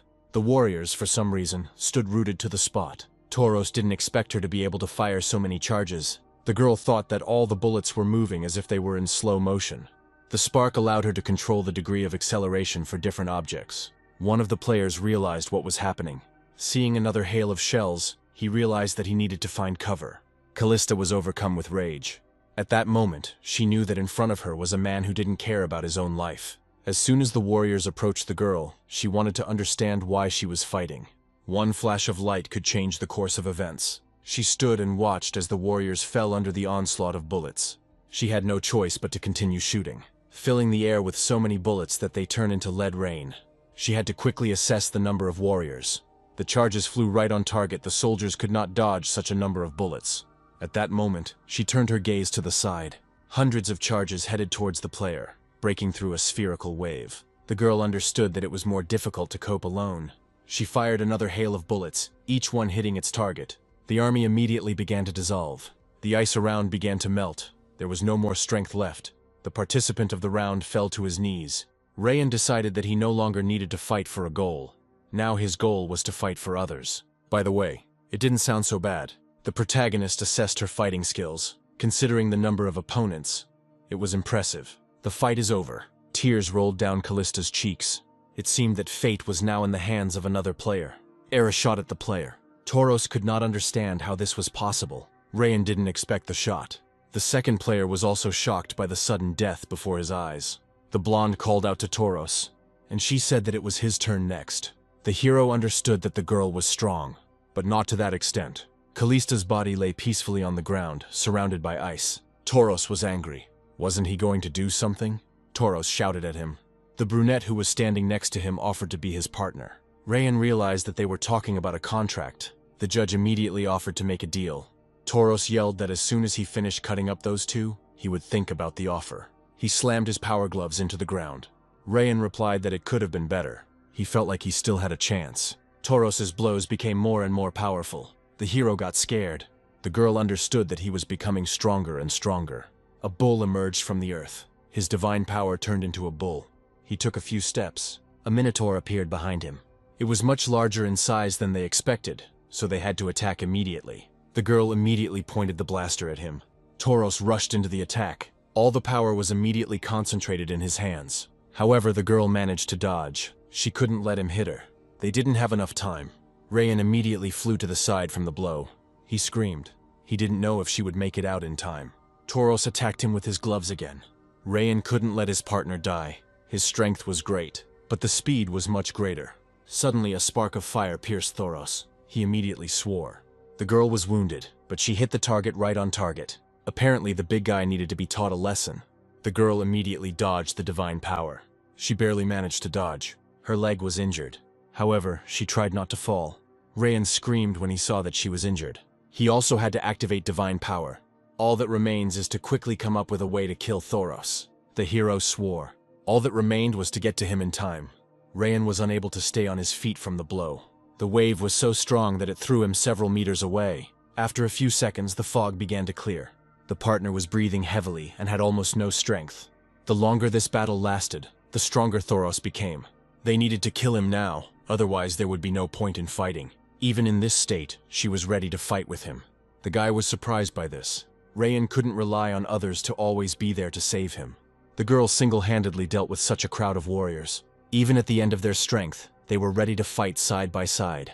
Callista became the second person in this terrible game who spoke to the main character without any fear. The boy arrived first. In front of Tauros stood a guy who looked about 17 years old. He cheerfully offered himself as his partner. He said it with such confidence, as if he was considered the strongest in the room. Besides, only he had the right to look at him. The others were afraid of him. The guys sealed the agreement with a handshake. Unfortunately, not everything went according to plan in the second round. He could have died and lost the game. If only he could protect him, he would have no more regrets. But he didn't know his name at that moment. There might not have been a second chance to avenge his partner. Tauros could not stop fighting, knowing that the killer was still alive. When he woke up, he realized that he was still in the mortal world. He looked at Callista. She replied that if he didn't flaunt his prey, then everything would be fine.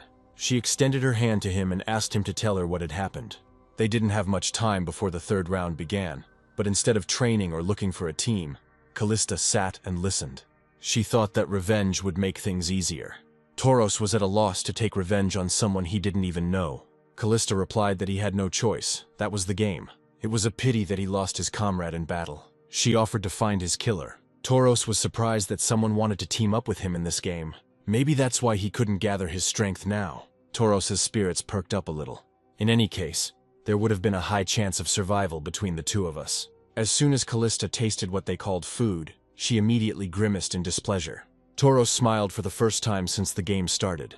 The master allowed him to remember who he was before that he was a builder.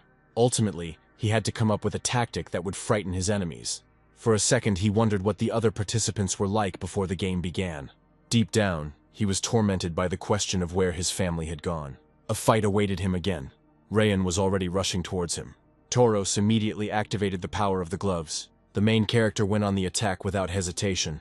It was not easy for him to dodge the attacks. Last time it was Tauros who started the battle, so this time the protagonist decided to take him by surprise. Memories of the moment he lost his partner instantly flashed through his mind.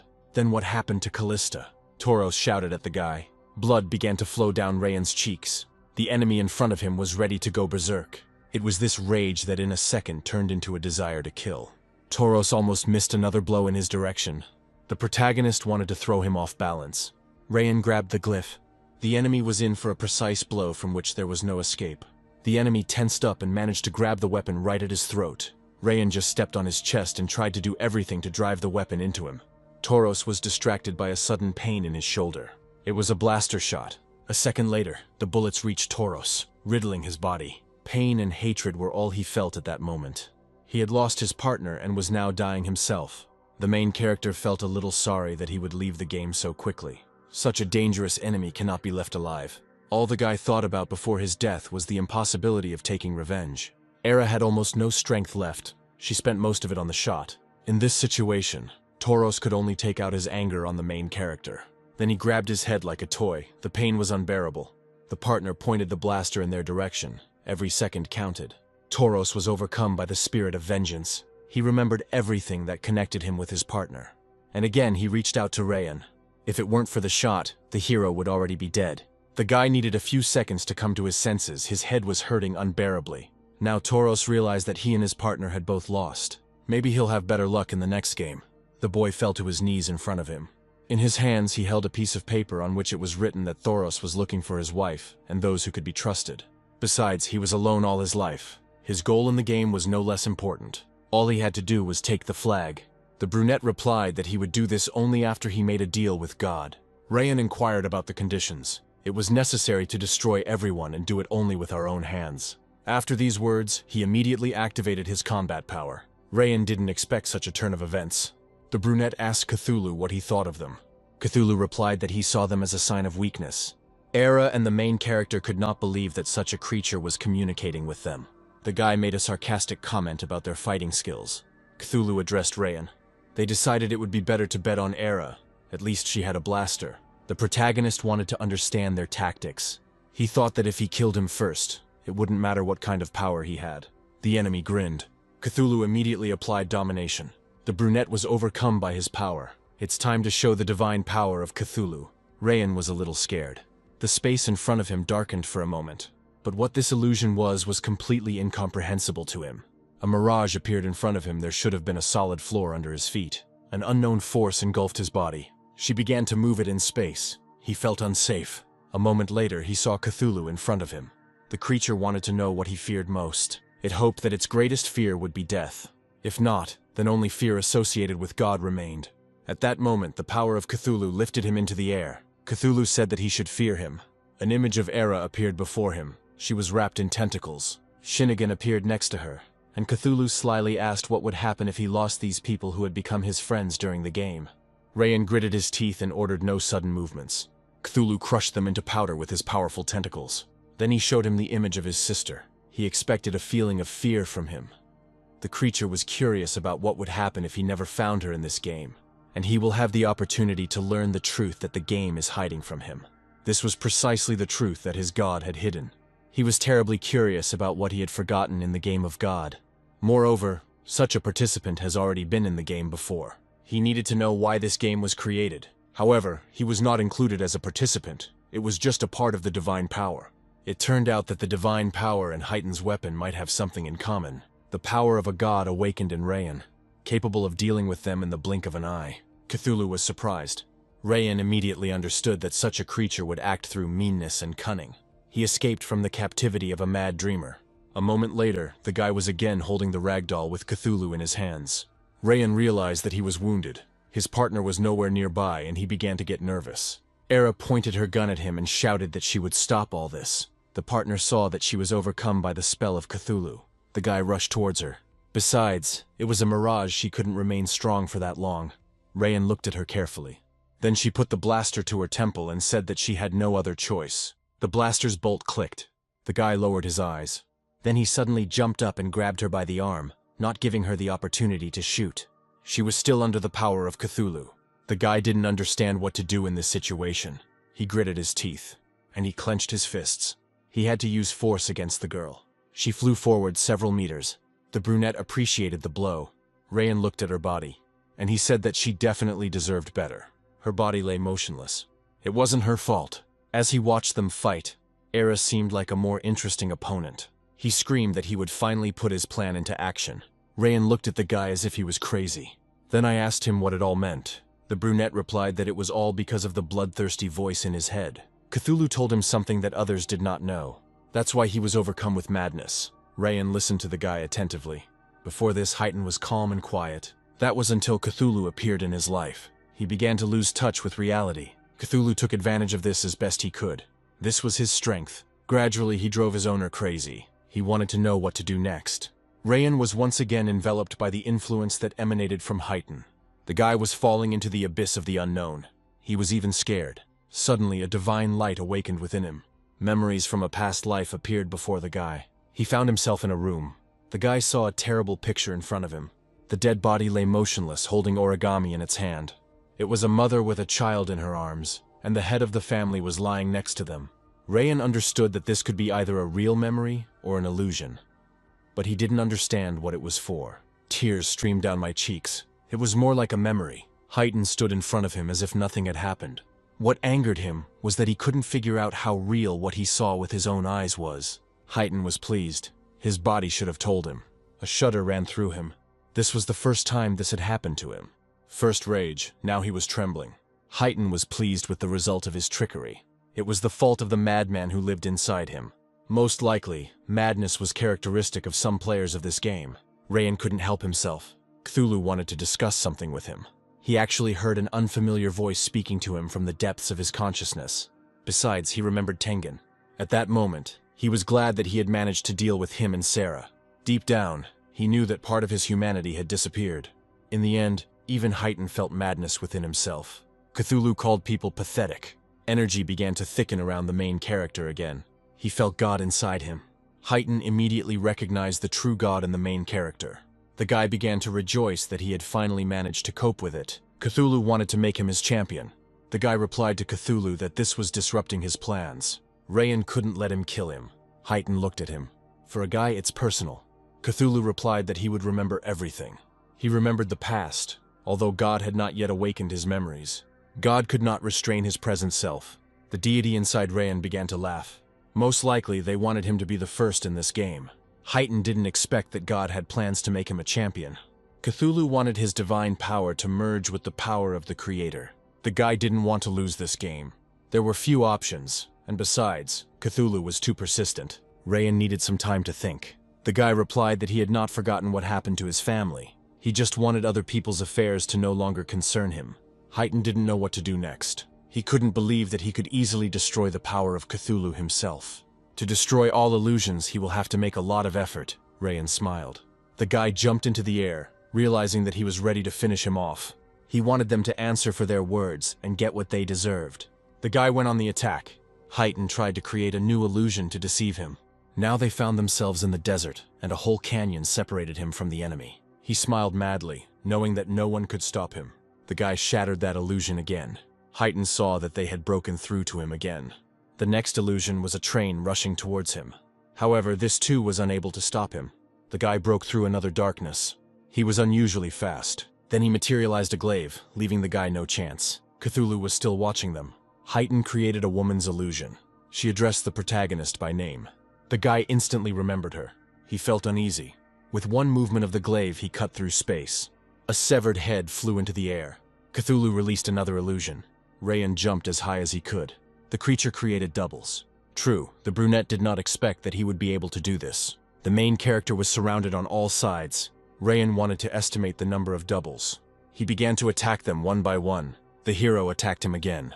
The guy didn't understand what to do next. Heighten attacked him with his fists, but missed. Rayan successfully repelled the attack and destroyed another clone. Unfortunately, he couldn't stop them all with his divine power, but that only made him happier. The doubles shouted in unison that they had prepared a surprise for him. Divine power turned out to be more than just power. Cthulhu, thanks to eye contact, was able to draw his opponent into an illusion that he himself created. The danger was that these illusions were deadly in the real world. All that remained was to create further illusions. He had to land blow after blow to deal with him. Rayan couldn't cope with all of his doubles. Heighten could switch places with his illusions, which amused Rayan. He knew he would be ignored, so he decided to act through the number of copies. The hero smiled, and he began to attack one after another. It wasn't difficult to move. It was much more difficult to quickly deal with such a number of copies. He held a weapon in his hands, which dealt with each of the enemies with lightning speed. We had to move too quickly, and don't give them the opportunity to attack. Divine power gave him acceleration. Rayan dealt with another illusion. He was ready to grab it with his bare hands. The main character did not want to spare anyone. The glaive was aimed straight at the opponent's head. As soon as he pierced it through, the illusion dissolved. Then another illusion. Blood flowed from the hero's eyes. Hearing a familiar sound behind him, he turned around. He saw Heighten with a blaster, threatening to kill his partner. Blood was running down the guy's cheeks. Rayan paused for a second. He grimaced. No one would save him this time. Heighten hoped he was lying. Can illusions no longer help him? He'll start with the hand that has the stupid doll sticking out of it. He felt uneasy that he would let his partner die so easily and simply. Rayan understood that he would do everything to catch him. Ultimately, only one will survive in this game anyway. The hero armed himself with a glaive, and divine power awakened within him. He stopped abruptly. The guy used freezing. No one would have just let him kill his friend. The guy grabbed his neck. The glaive fell out of his hands with a clang and collapsed to the ground. This time, winning won't be so easy. He didn't need his power. The suffocation wouldn't go away. He had the feeling that these were his last minutes. Rayan didn't know anything. In the round with Shinigin, he decided that he could find the truth. The last thing he wanted was for him to turn into someone like him. The protagonist hoped that he had a choice. The memory of the cross came into his mind. He couldn't lose another person close to him. Divine power surrounded him. Heighten shouted that he had a chance to win. He didn't remove the blaster from the hostage's temple. The guy took a few steps forward. The figure approached the hostage. It was Shinigin. He grabbed the girl in his arms and freed her from Heighten. Rayan was surprised to see him here. Heighten released another illusion. The main character's partner immediately understood what the brunette was up to. In front of him, he saw two corpses. He asked him and Era to hide in a safe place. The main character grabbed the guy by the shoulder. He asked his partner to win. He had no other option. He himself went to Heighten to deal with him. Shinigin lowered his head guiltily, as he saw that the boy was tired and injured. Rayan decided that it was precisely his strength that helped him cope with the fight. The guy was determined. All it took was one round. Was it necessary to change beyond recognition? Shinigin grabbed Iru in his arms. Rayan asked his partner not to die before him, and he warned him that Heighten had the power to create illusions. He pointed the blaster at him. The main character rushed at him. The brunette pointed a gun at him. He was skilled at creating illusions, but he managed to deal with them. Shinigin considered it an honor to fight side by side with such an incredible partner. There remained hope that in this world one could still trust someone. His gaze switched to Heighten and he cursed. Rayan jumped into the air, holding the glyph in his hands. The enemy did not expect this at all. Shinigin didn't expect that he could dodge the bullet. Unfortunately, the glaive was hit by a bullet. However, he successfully parried the blow. It took a special reaction to be faster than a bullet. Rayan was as fast as he could be. The next moment, he deflected a hail of bullets. Shinigin stayed close to him and tried to help him. It was necessary to move on. He walked forward. The hero thanked him for saving Era. It was unclear to him what else he could do in this situation. It seems that his work was finished there. Shinigin activated divine power. Heighten pointed the blaster at the blonde boy. Rayan immediately ran up to him. Not giving him the opportunity to shoot, he easily destroyed the illusion. He thrust the glaive into his chest. Rayan began to deftly spin the weapon in the air. And then he lowered the glaive. Heighten cursed. He had lost his opponent. Cthulhu replied that it was all a matter of speed. He remembered his battle with Thoros. Now he looks more like his true self. Seeing the trajectory of bullets is one thing, but not keeping up with them is another. Shinigami grabbed the flag while holding Eru in his arms. Cthulhu thought that this was what predicted the trajectory. He could see the future. What Shinigami wanted most now was to see the future. Rayan had to activate divine power. He found himself in a special place, took a few steps. The voice in his head made itself known to him again, and told him that he had now managed to take control of his body. He continued that his inner spirit was weak and could not withstand such a level of control. And he said that if this continues, they will be killed. His double appeared before him and said that he could deal with his enemy himself. Rayan replied that he trusted him, but he needed to survive. The image said that it was ready to give him a hint. The speech was about his divine power. A series of illusions of doubles appeared before the main character again. Heighten was angry. He felt that such power was not enough for him alone. Rayan again gave in to divine power. The brunette shouted at him not to come near him, otherwise he would shoot. He had no choice but to attack him. Cthulhu appeared before Rayan. Most of these bullets are illusions. It was important not to miss the real shot. Rayan knew his eyes couldn't keep up with all the shots. The enemy wanted to do everything to make his brain tired. Rayan rushed forward. Cthulhu appreciated his tenacity in battle. The guy didn't give up. Doubles began to attack from all sides, and the main character only had time to dodge them. Heighten gritted his teeth in displeasure. The hero was about to throw the glyph at him. The enemy wanted to focus on another body. He grabbed the glaive as if it were a spear. Cthulhu stopped Heighten. Rayan took a few steps. The guy looked away. All illusions remained just a deception. He wanted to stop the game as soon as possible. Rayan began to spin the glaive. Heighten threw down his weapon and said that he was an idiot. The brunette replied that he had had enough. Moreover, his divine power was much more powerful. The guy said goodbye to his illusion. He wanted to attract attention to himself. The guy hit him in the face. The enemy screamed in pain. The young man attacked the enemy. The guy fell to the ground. Rayan reached out to Cthulhu. As soon as he touched her, she turned into a rag doll. He understood that if he didn't change his activities, then it would be unclear what would happen next. Immediately, he remembered the deception. The brunette opened his eyes. What he did made it impossible for him to win this game. Heighten opened his eyes, but he still didn't have the strength to get up. He proved to be a worthy opponent. The last thing the enemy managed to say was goodbye, and say that he would look forward to meeting him again. Rayan decided to wish him good luck.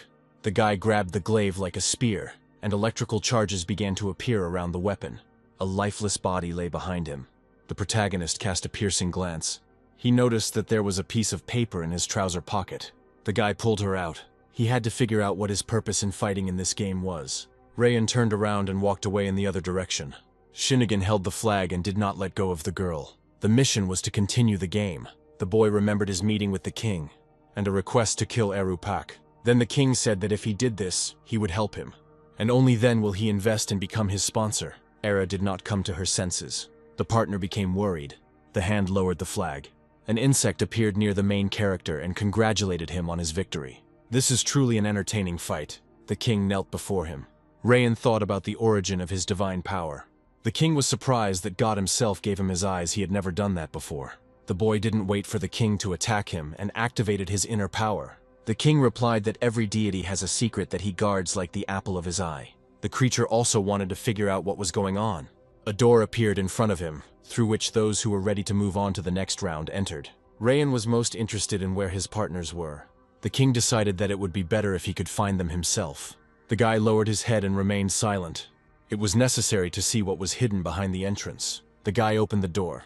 There was a shining light in front of him. The king just pushed him in the back. The guy found himself in a room unknown to him. It took him a few seconds to come to his senses. Suddenly, Yoon appeared in front of him. The brunette replied that it was not for nothing that he told him that they would have to meet again. The main character wanted to know where Kayla was. Yoon replied that they managed to survive despite everything. A great warrior appeared before them, reminding them that they were part of a game. The Viking said that friendship would not help them cope with the gods and survive. Rayan gritted his teeth. He was one of the strongest warriors of Enyo Castle. He won the third round without the help of his partners. A couple of seconds later, another person appeared in front of them. The brunette looked at him and said that the round had already begun. Yoon thought she was cute. They were curious about the reason Wukong separated them from the team. At this time, a voice was heard from above, which suggested that they play a game. A creature descended from a portal in the ceiling. It solemnly announced that the winner would become the champion. He took out his weapon and said that talent was the most important thing he had. Pointing the weapon, the king said that skill was most important. Rayan was surprised. Yun just looked sternly at the creature. The Viking was completely unwavering. The brunette with the high bun was confused. She had never been in such a situation before. After the king saw their reaction, he laughed and pointed the gun at himself. At this time, in the heavenly residence of God, the judge came to bow to him. Other deities stood near his throne, Mater Era, also present at the audience. The judge protested that they couldn't just pick champions and empower them at their own discretion. If this is allowed to happen, the balance will be disturbed. The judge realized that they were talking about Rayan. God replied that anyone could talk about balance, especially since he did not put him in the same conditions as everyone else, and he also hid his divine power. The judge yelled that he was being unfair, causing him to lose. God replied that he needed some information. Now he was interested in the main character. The Monkey King replied that today's game is one of his favorites. He laughed and said that they were in for Russian roulette. Then he began to explain the rules of the game to them. There were 3 bullets in the pistol. If there's a bullet in the chamber, it will fire and blow their brains out. You will need to play until only one is left alive. Yun replied that the incident could take his life. The reality is that to survive in his world, all you need is skill and talent. The king began to spin the pistol cylinder. Then he threw the weapon on the table. And he announced that Yun would go first. The guy looked closely at the weapon. Rayan replied that it was necessary to wait, and besides, there had to be another way to continue the round, or find another way out of the situation. In a deadly game where everything depended on luck, there was no other way out. He put the gun to his temple, and he pulled the trigger. Rayan got scared and started yelling at his partner. Next was the Viking's turn. The girl behind him replied that this was not possible. She shouted that the game was a matter of luck. The king thought. He found it much more interesting this way. The brunette called him crazy. The Viking also put a gun to his throat. Then he handed it to the girl, and she was surprised that not a single muscle of his trembled with fear. Yun asked him not to be discouraged. Rayan hoped there was a way out. The girl held a gun in her hands. She wished she had another choice. She pressed her lips together in fear and resentment. The king realized that she did not want to play his game, so he replied that he would deal with her himself if she did not do what he said. Rayan wondered why Wukong hadn't said anything about this round. After the first round, he was sent to a room. The second round ended with them heading to Enyo's castle. The girl was scared, and there were more and more questions. Wukong wanted to see how the game ended. If this doesn't happen, then Yun will be right. However, with each move, the chance of survival decreased. There were 3 bullets left in the cartridge, so there was still a chance of dying. Tears streamed down her cheeks and she began to curse. A second later, blood splattered in all directions. Rayan was struck with stupor. The players stood and looked at the girl's body. The king clapped his hands and said that they played well. There are 2 participants left. Wukong took a few steps. He took the pistol that fell from the hands of the dead participant. Then he handed the weapon to the main character. He wanted to know how lucky the guy was. The guy grabbed the gun again. He felt uneasy about what had happened. The guy exhaled. The girl's body lay motionless. Unfortunately, it was already impossible to help her. He was still holding the gun in his hands. Then he handed it to the king, and he scolded him for being too cruel, like the other gods. Wukong realized that he was using the god's gaze. Therefore, the guy could predict what awaited him in the future. The king was dissatisfied with the guy's advantage. Rayan looked at the pistol, trying to figure out if there was a bullet in the cylinder. He put the gun to his chin. Suddenly, he stopped and said that he wanted to spin the pistol's cylinder again. He said that this way the game would be much more fun. Wouldn't it be more interesting if the chances of death were reset every round? The king needed a couple of minutes to think. After thinking it over, he replied that he would go to meet him. He took the gun and spun the cylinder again. It turned out that he saw that there would be a bullet in the chamber. Thus, spinning the drum will increase his chances of survival. After these thoughts, he looked intently at the king. The Viking caught his puzzled look. As soon as the trigger was pulled, the sound of a gunshot was heard all around. Now he was much more interested. He took the pistol from the king's hands. He put it to his temple. However, the god's gaze told him that something was wrong.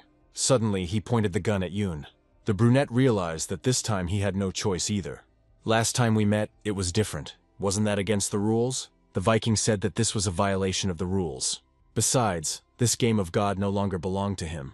The king smiled, as he understood that for him this was nothing more than entertainment. Rayan replied that this would make things much more fun for the king of macaques. Yun didn't want to end his journey just like that.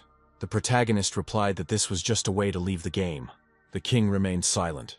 Suddenly Rayan pointed the barrel of the pistol at the king. Wukong replied that he would not forgive him for this. The guy smiled.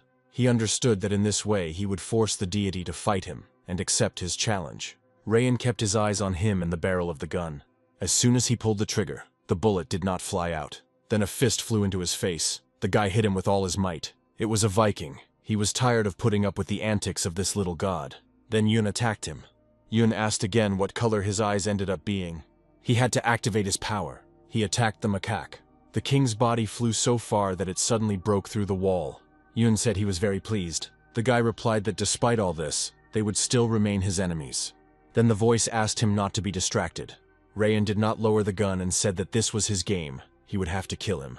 At this time, in the space residence, the creator himself continued his conversation with the judge. She replied that some part of her was indeed afraid of him. God wanted to know for what reason. It turned out that he had a future available to him. So now his goal was to make sure that this future did not come true, and everything went according to his plan. Master Era took a few steps. Era interrupted their conversation. He replied that the third round had already ended, and the participants had disappeared somewhere. The king could not understand what had happened. Coming to his senses, he remembered the red-haired man who had pointed a gun at Yun. Yun pointed the gun at him and was ready to give him a sign that would show him that the plan could be carried out. The memory of Rayan pointing a gun at Wukong flashed before his eyes. He understood that the chamber might be empty. It remained to be seen at what point they managed to develop their plan. The Viking was still a danger to the deity. Now his time is up. The king called them names. All three stared at the creature, protected by divine armor. Yun turned to the protagonist and voiced his wish that he would continue to warn him about a possible unpleasant future. The brunette moved forward. Soon the king turned the only weapon he had towards them. The guy dodged, and he attacked the creature in the stomach. Wukong managed to avoid the attack. The guy didn't expect that he had such high speed. The king immediately reached out to Yun to stop him. Before the king could come to his senses, a bullet flew towards him. The creature dodged. Rayan remained silent. As soon as the king fell on his back, a Viking immediately stopped in front of him, ready to deal with him at any moment. The warrior was ready to kill. His power has increased significantly. Rayan watched their battle in the water. He wondered who had given him such power. Wukong turned out to be quicker and managed to escape. Yun also didn't see the enemy anywhere. Only some insect loomed in front of him. Divine power allowed him to predict his movements. He wanted to eliminate him first. Rayan didn't let go of the pistol. Everything around him seemed very suspicious. The macaque also tensed up. The protagonist successfully repelled the attack. The guy didn't understand how he could cope with such speed. Wukong easily repelled his attacks, but he sensed the power of a higher god in his opponent. The macaque stopped. Yun attacked Wukong with his foot. Then he had to dodge the attack. Rayan wanted to know if his partner was okay, and he said that his only wish was to get out of this place alive. Viking responded that the team should not agree to conditions that do not suit them. Wukong replied that he saw their hidden abilities and talents. Therefore, they have to get out of here. If they understand how their abilities work, they will not leave the gods alone. Rayan wanted to discuss a plan with Yun that would lead to victory. His divine power is omniscience. Of course, knowing the future is not safe. If in this case he acted in such a way that he knows the future, then most likely the future will change. He saw the consequences of his actions. And it's also not difficult to understand what the shot will lead to. He needed to see all available branches of events. But the king had a different plan. He immediately realized that they were preparing some kind of plan. Yun said that so far, out of everyone they've fought, they have the coolest powers. The Viking replied that because they behaved like this, things would only get worse. Besides, this is not a party to entertain each other like that. Rayan wanted to ask a question, but the Viking sent him away. The guys were not satisfied. There was a chance that someone would definitely listen to him. Then any future can be changed. It is not entirely clear which of them will decide such issues. They are impudent little people who didn't stand a chance against them. Rayan shouted that he was also part of the god and the game. Wukong cast a spell. The Viking was immediately paralyzed. He tried to get out. The boys rushed to attack him. The king easily repelled the attack of both boys. The battle began in earnest. Rayan immediately materialized a glaive. He attacked again. Yun also decided to arm himself, at least with a pistol, and help his partner defeat the king of the macaques. The guy grabbed the gun, and he aimed it right at the target. Yun almost got punched in the face. There was no way he could make it. Rayan used the glaive again to defeat the king.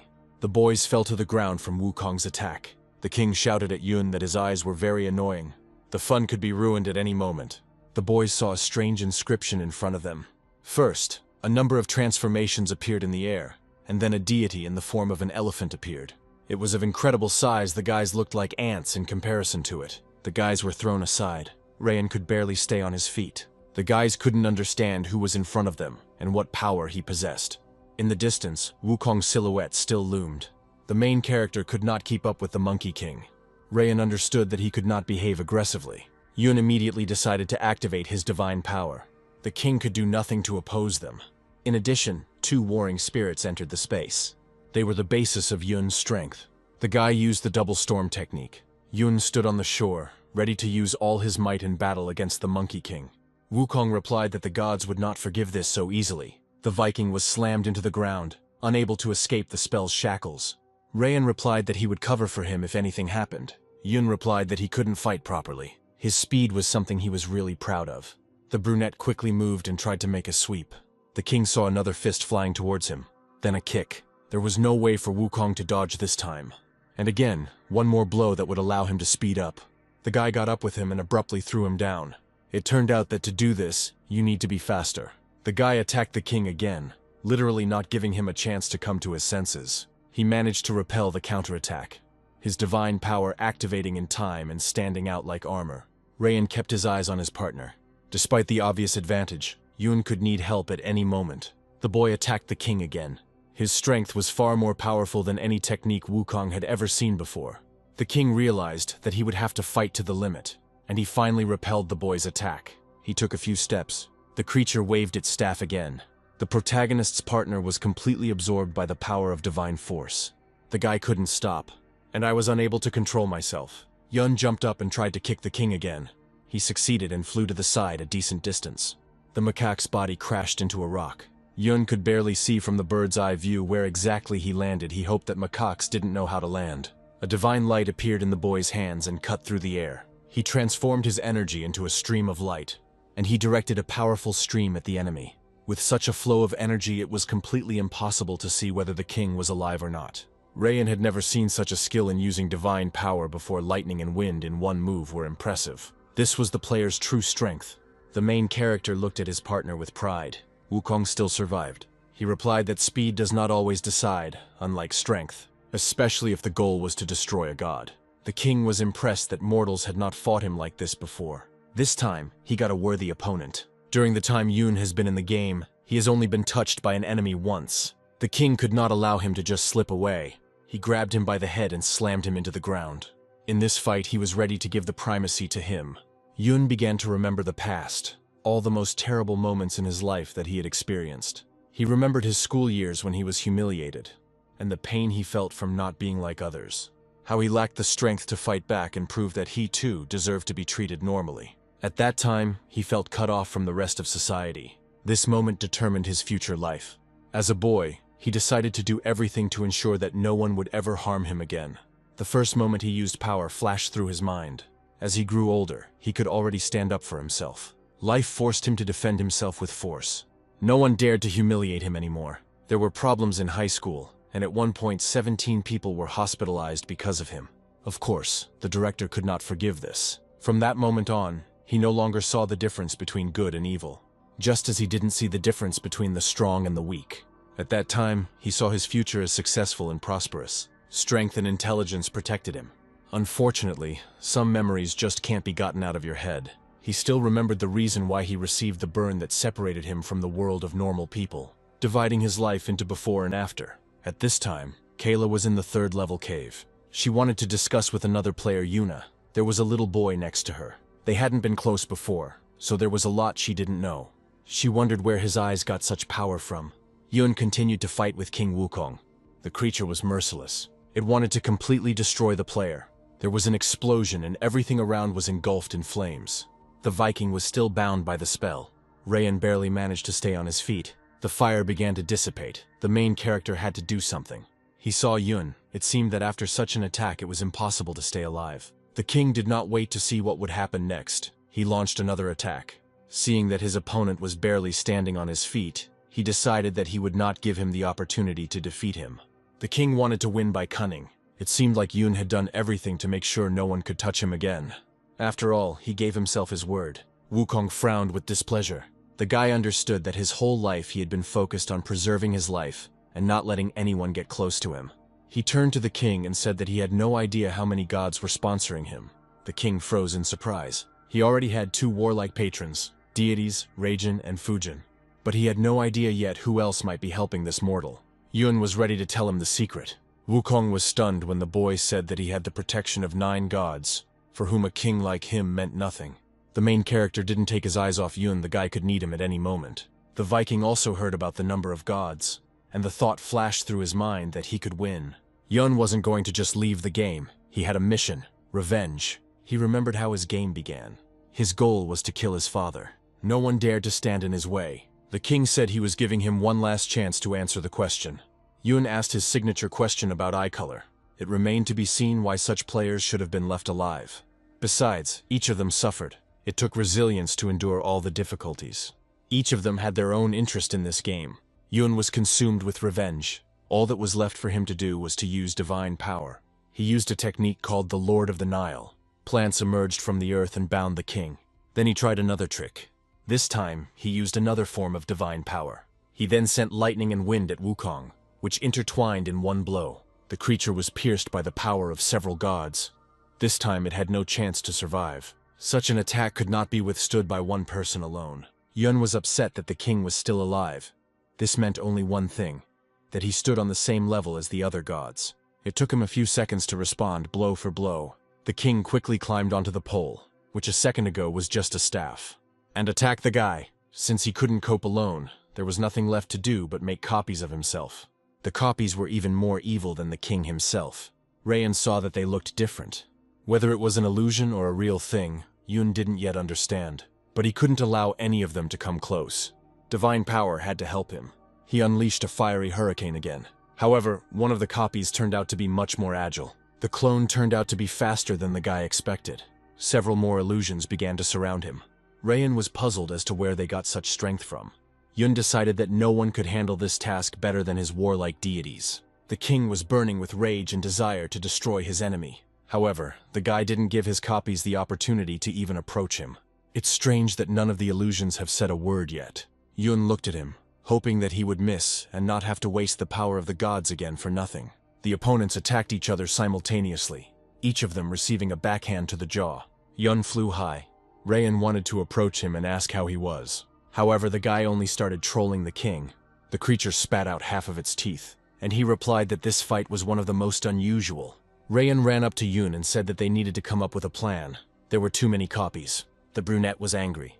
He wanted to deal with him, and immediately. The hero saw that the guy was consumed by a thirst for revenge and battle, and this could be dangerous for everyone. The Viking also still could not escape from the influence of the spell. Most likely, the strongest one could turn the tide of the battle. Immediately, the main character had the idea that if he changes something, then most likely they will have another option for the development of events. The main character did not expect such a turn of events. He wanted to use the gun. I pulled out the drum, and there were still cartridges left inside it. Then he pointed the gun towards the Viking. Yun didn't immediately understand what was happening. He decided that the main character wanted him dead in any case. When a gun was pointed at you, you couldn't think about anything else. Wukong also did not immediately understand what was happening and what the matter was. The warrior was prepared for any outcome, but he did not want to die just like that. Rayan decided that he would not allow anyone to take away his right to choose. All hope was that the bullet would be much faster than he was. The Viking didn't even move a muscle. He was so unwavering. King Wukong was enraged, and it was this rage that could give him the strength to continue fighting. His spell was broken. He needed to do something urgently. Rayan told the macaque to watch his weapon. Any god could dodge a bullet. The main character also managed to see the most likely outcome of events. Finally, the participant could have fun in battle from the heart. However, even a serious guy like Vidar wanted to stretch his muscles in a fight. The king replied that he would not allow them to destroy him anyway. A second later, he cast a spell. Yun was ready to activate his power even though he was injured. Rayan stopped him easily with his hand. First of all, it was necessary to get rid of all clones and copies. The Viking didn't listen to them and moved forward. The macaques were already preparing to attack and were moving towards him. Vidar immediately focused on the divine power. One of the most reliable techniques is the hand of God. He clasped his palms in front of him and pointed his hands towards his opponents. The copies stopped for a second. Vidar's power not only frightened them with its strength, but also blinded them with its light. Wukong was extremely pleased with what was happening. He didn't want anyone to disturb him and break his spell. However, the devastating attack could no longer be stopped. Yun looked at the Viking and said that he had never seen such a cool warrior before. The power of a god was concentrated in Vidar's palms, but Yun did not yet understand which one. Once the dust from the attack settled, a huge tunnel and what remained of the plane appeared before him. The protagonist remembered his partner's instructions regarding this player he was worth fearing. Vidar was not just a warrior, he was the protector of God himself. And of course he was a deity, and not of the lowest rank. Yun couldn't understand how such an uncouth boor could fight on par with him. He had never encountered such power before. Rayan quickly realized that he had to drive carefully, otherwise he could quickly become dead. A memory of the cross and of God arose in his mind. Yuna was overcome with a feeling of injustice because of the Viking's strength and what merits he had earned such power. The Viking didn't pay any attention to his words. He was used to trusting only himself in this game. Besides, he hadn't really fought anyone yet, although he understood that anyone could become his opponent in this game. Wukong watched them from above. He had no other options. Now that all three of them have shown him their talents, it will be easier for him to fight knowing what they are capable of. The king immediately realized that before him stood a northern god who had a sponsor. Such players and creatures were usually untouchable. Yun was also one of them. To the king, Rayan was nothing more than a scoundrel who could see into the future. Wukong decided that one of them was definitely worthy of protecting him. He couldn't wait to destroy the rest. The protagonist began to think about a plan that could somehow improve the situation. Besides, he couldn't cope alone. They had to combine their forces. Vidar agreed. But his instinct told him that he shouldn't team up with them. Anything could be expected from these players, so he had to be careful. Yun reminded the guys that the team would not be complete without him. The protagonist was ready to give it his all. However, there was one nuance that confused him. He couldn't forget what happened to his partner. Their main goal remained the desire to get out of here. Wukong just laughed. He had never met such stubborn mortals before. The creature immediately jumped down towards them. What he most wanted to use was a technique called expansion. His staff immediately turned into a pole, which he could use as a weapon in battle. The Viking tried to stop him, but the boys started running in the other direction. Then they turned sharply and pounced on the king of the macaques. Yun rushed towards the king. He immediately used a light strike. Rayan materialized his weapon, still holding the glaive. The king blocked his blow with his staff. The guy was extremely surprised. The brunette turned his attention to the Viking. Vidar was already flying to help the boys. He couldn't leave them alone in the battle. Yun also teamed up with Rayang. Still, the Viking's blow was much stronger. A feeling of pain pierced the king from within. The Viking attacked him with a stream of air that literally rubbed him down to the bone, and threw it aside a decent distance. The force of the blow was such that he immediately pierced the rock with his body. The guys wanted to catch him, but there was still a chance that he would escape. The protagonist decided that it was time to defeat him right now. There may not be another moment. The king decided to head towards them as quickly as possible. He felt that they were afraid. Their hearts were pounding. They had no other choice. The Viking assumed a stance that would allow him to block the blow. Wukong attacked the Viking with a kick to the stomach. Vidar felt that the king's power had become much stronger than before. Yun, seeing what the Viking had received from the king, rushed to attack the enemy. However, Wukong was much more agile. The king immediately hit the guy with a pole. The guy fell to the ground. No one had ever dared to even touch him before, let alone hit him. The creature looked at the guy sarcastically. At this time, the main character armed himself and pointed a gun at him. Rayan hoped that this god was not faster than a bullet.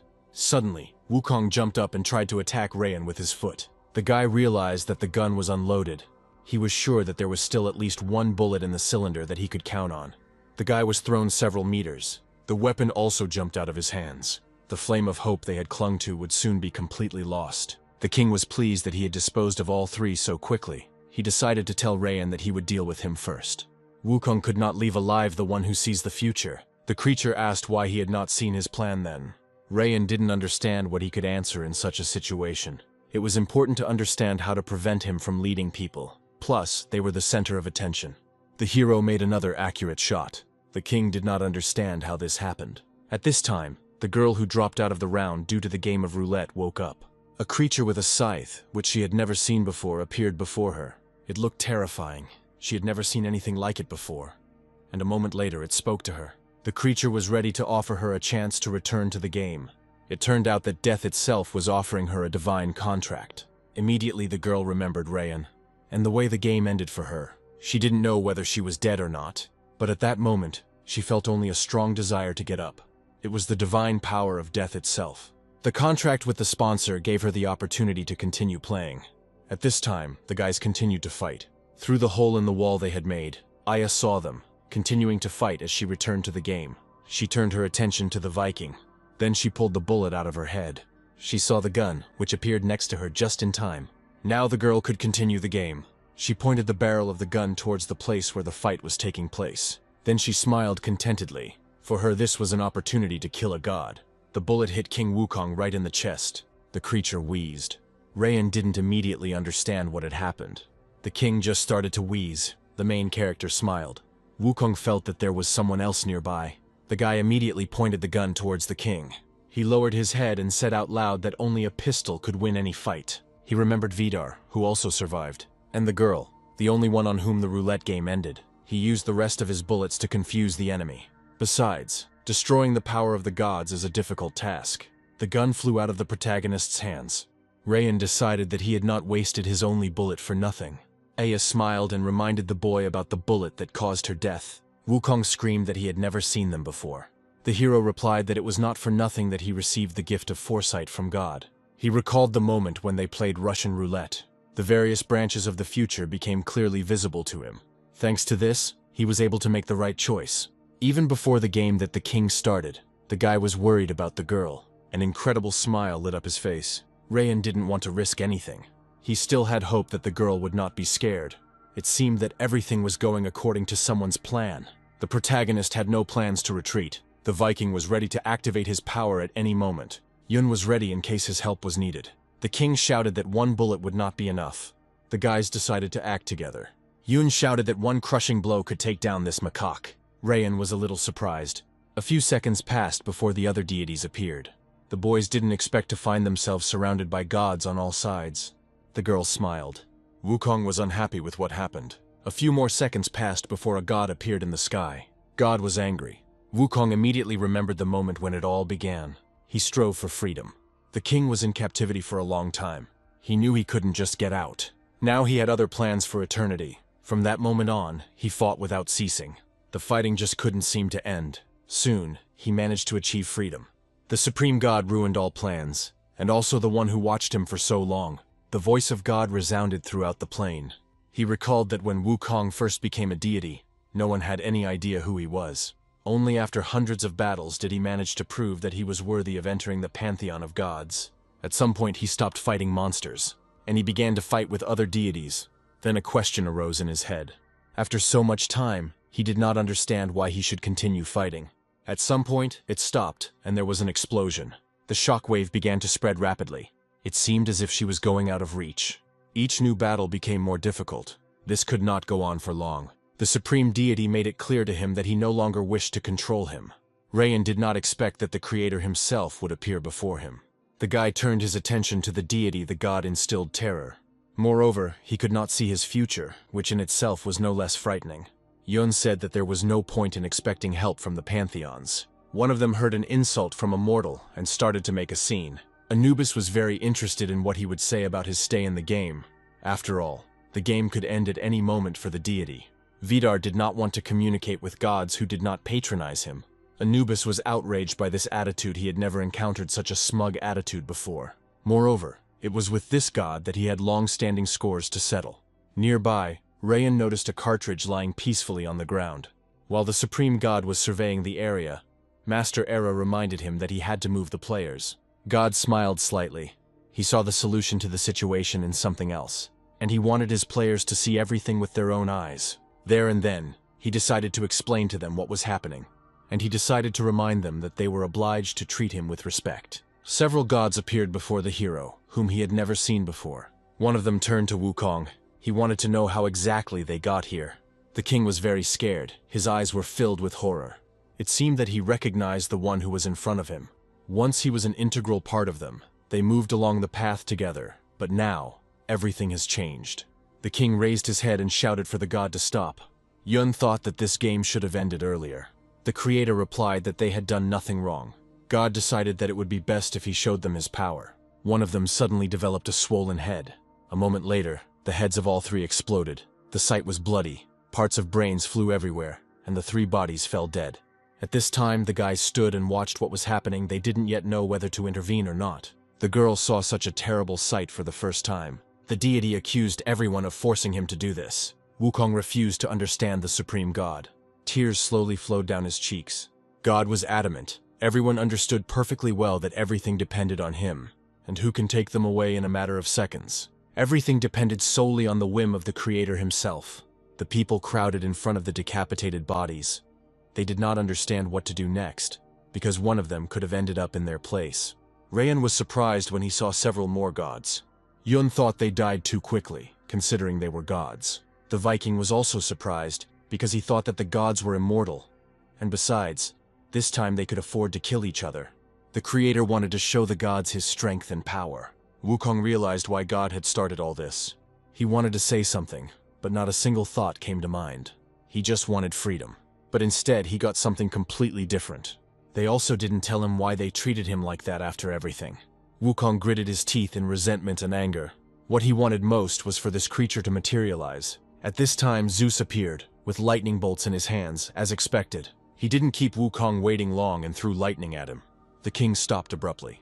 What happened next surprised everyone. Suddenly the king turned around and with incredible speed grabbed the lightning that was flying at his back. His eyes were filled with fury like a wild animal. Several gods from other pantheons saw that he had caught Zeus's power in mid-air. Zeus also did not expect such a turn of events. The Lord of Lightning could not believe that some monkey had harnessed his power and dared to humiliate him in front of the other deities. Wukong hoped he had sent the lightning to its destination. Vidar and Yun tried to put up a block to somehow protect themselves from the blow that was flying towards them. Several gods were already flying towards the king. Wukong immediately created several copies of himself, which took the blows of the gods. One of them was surprised that the king could do this. However, the clone successfully protected the king from him. The next one aimed his fist at the face of another deity. The blow was so strong that the creature was thrown back several meters. Another copy joined the other, and they began to finish off the god. Wukong decided to object to God. Anubis and Poseidon thought about it. They had never thought about opposing the supreme god before. But they also didn't want to feel like slaves who would unquestioningly obey all his orders.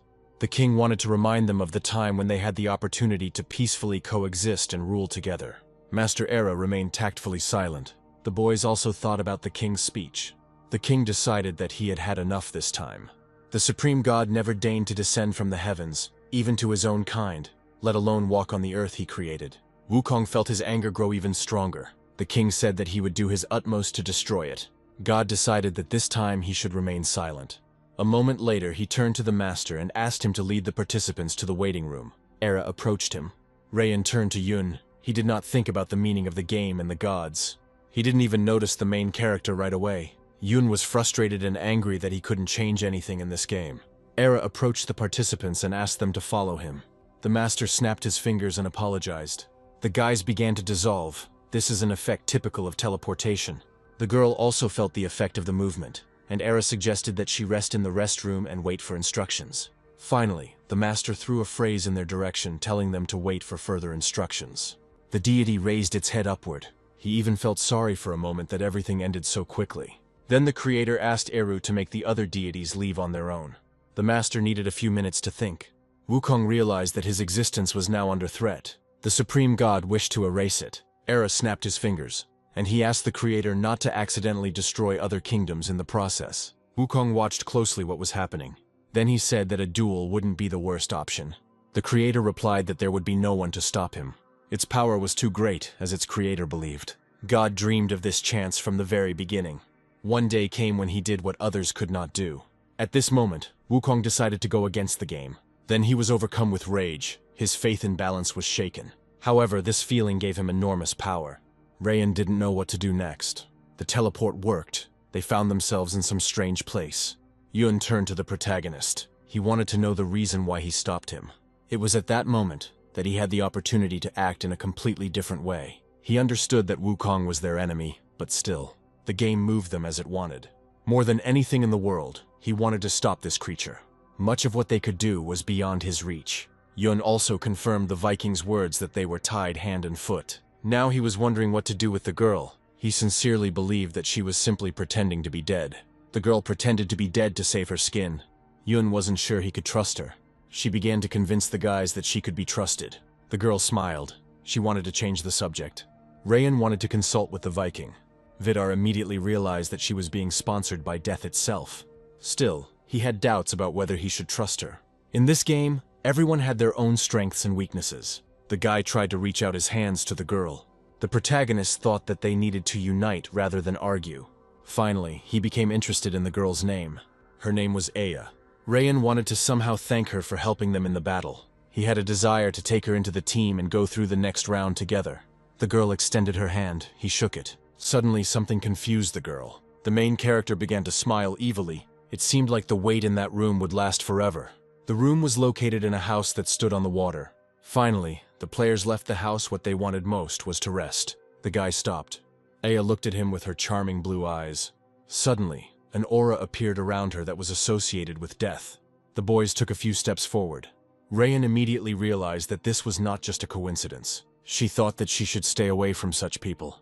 Aya understood that people like him only cared about themselves. They betrayed others when it suited them. However, there was no point in playing alone, and the Supreme God was also dangerous and cunning. With each round, teamwork became more and more difficult. To get this far, a whole plan had to be devised. Soon Kayla appeared. Shinigami was also standing nearby. Rayan recognized him immediately. Finally, he saw her. A fair-haired girl entered the room. When the girl saw the main character, she burst into tears of happiness. Everything inside her was rejoicing. She was so happy to see him that she immediately rushed into his arms. It was so sudden that he didn't even expect it. She hugged him tightly. She became afraid that something had happened to him. Rayan was more glad that she was safe. At this time, Shinigami came out to them. He was very curious about what had happened to him. The protagonist replied that it was a very long story. Shinigami replied that he had changed a lot. The guy didn't expect that he would answer like that. He was terribly curious about the reason why he reacted like that. He smiled. Before they went further, they wanted to do something. Rayan wanted to introduce someone to them. At this time, in the ice, one of the gods fell from the mountain peaks. An unknown creature was rushing towards him. This deity turned out to be Wukong. He climbed onto his cloud and continued the fight. The opponent in front of him wanted to know what else he was capable of. The king was surprised that his enemy said so many words. He raised the pole up and yelled. His scream was terrible and terrifying. His staff began to emit an unknown but very powerful energy. He managed to hold back the blow. The king could not figure out what to do next. The deity said he was too arrogant. He immediately used several clones to repel the attack. The supreme god stopped him immediately, and I told him that he was definitely being unreasonable. Then he directed a powerful stream of energy at it. God immediately stopped him with another blow. He felt like he was absolutely ready for anything. The creator looked closely at the king of macaques. A second later, one of the spears struck back at the king. However, he managed to block his blow. They clashed in a fight that was unmatched in power. The creature flew an incredible distance. All thoughts were occupied only with fighting with all their might. The king clearly stated his intention to fight only with the main character. After all, he is the only one, after the creator himself, who could see the future. Wukong smiled slyly. When the fog cleared, the king said he had a right to know what would happen next. The creator quipped that he was not a king, but just a primate. Besides, Buddha was right about monkeys being too cunning and smart. Before the king had time to come to his senses, the god began to attack him again. He used his almighty hand to punish the negligent god. Wukong was prepared for his wrath, but it seemed he needed to activate all his strength and power. The hand hit the target right on target. The king did not want to be blown away by the wind. He immediately remembered the move that the Viking had demonstrated last time. The god's blow was very similar in strength to his blow. Such power could only belong to a god. He could not believe that all his efforts and labors would disappear along with him. Wukong raised his head and saw the Buddha. God found it amusing that such an insignificant creature was trying to fight, knowing that with such power it would simply be impossible to resist. Although, at the same time, there was another creature that could compare with him in strength. This was supposed to decide the outcome of the battle. Wukong immediately realized that the Buddha had supported him and shared some of his power with him. He would never give her away just like that, especially to such a cunning and selfish god. Wukong immediately dropped to one knee, making it easier for him to concentrate. In their last meeting, the Buddha's follower told him that no matter how many followers he had, or how many gods supported him, true strength did not lie in physical superiority. At that moment, the king was deeply touched by his words. It seemed as if they had reached his very heart. He wanted everything to be done with honor. It was this deity that inspired him and made him move along his own, albeit not easy path. Wukong suddenly screamed that he would never accept the power of such an arrogant and selfish god. The creator coldly responded that those who disagreed with him should be erased forever. He wished that his story would end there. It would have cost him nothing to destroy him. But even such power, Wukong could withstand. Buddha showed him his power. However, the king had a goal. He wanted to save his friends at any cost, and free them from this ridiculous game. It was this goal that gave him the strength to fight on. Even if he doesn't succeed in this life, he will try to do everything possible for them in the next. All that was left for him now was to fight to the end. He still believed that he had to continue this battle with the creator. Wukong felt like a titan, with the entire weight of the universe on his shoulders. The supreme god felt this energy. He had never seen anyone withstand the Buddha's hand before, and possess even the same strength to move it. Wukong began to rise from his knees, continuing to move his palm towards the sky. Blood flowed down his face, but the smile did not leave his face. He announced that his divine power and protection would belong only to the new champion, and he would never allow the current one to have his abilities and powers taken away against his will. The king recognized Rayan Usur as the new champion, and demanded the same from the others. At this time, the protagonist felt as if he heard a call. King Wukong had no plans to give up, no matter what happened. Even though he was half buried in magma, he still tried to overcome the power of the Buddha. The creator was offended that some pathetic primate did not recognize him, even after everything he's done for this damn game. Wukong's strength was waning. It seemed that in a second the palm would crush him. The last thing he wanted to tell this world was that he had no regrets. His life's journey turned out to be an amazing adventure for him. Even the last minutes of his life were worth continuing to fight. He believed that the search for freedom would not end in this existence. He could only hope that there was someone in this universe who could share his goal. His instinct told him that somewhere there was another creature that could continue his path. Of course, they were talking about Ray and Asura, and the guy clearly felt that a great battle for freedom was taking place between the strongest. Finally, the palm practically pressed the king into the ground, like an ant. At that moment, the planet shook. A powerful stream of energy, like lightning, penetrated every centimeter of space, destroying the earth. Rayan stood rooted to the spot. He couldn't explain what he felt. Physically, his body was in a completely different place than his consciousness. His allies approached him, and the girl felt that something was wrong with him. The guy turned to her. She saw that tears were flowing from his clear, divine eyes. He needed a couple of seconds to come to his senses. He needed to answer something to his friends. He couldn't find anything better to do than blame it all on fatigue from a hard day. The guy looked at his hands. At this time, the Supreme God and Wukong found themselves in open universal space. The protagonist clenched his hand tightly. He was ready for decisive action. The Supreme Deity looked closely at his palm. The participants were still in another space and awaiting further instructions. The creator had to make a decision. He would never allow anyone to take his place, and he certainly wouldn't trust his universe to some boy. Soon, a table with decorations and food appeared in front of the players. The boys sat down at the table and began to eat. Enio asked the main character what happened. The girl wanted to quickly enter into battle with the gods. Rayan was very grateful that his team did not abandon him. A boy sat down next to Yun and was enthusiastically playing something. He really wanted to see what he was doing, but the boy stopped him with the phrase that he was too old to interfere in his affairs. Yun was surprised that such a young player made it through several rounds. He replied that it was his fault. He wanted to be sure that the child would be able to find a common language with the team.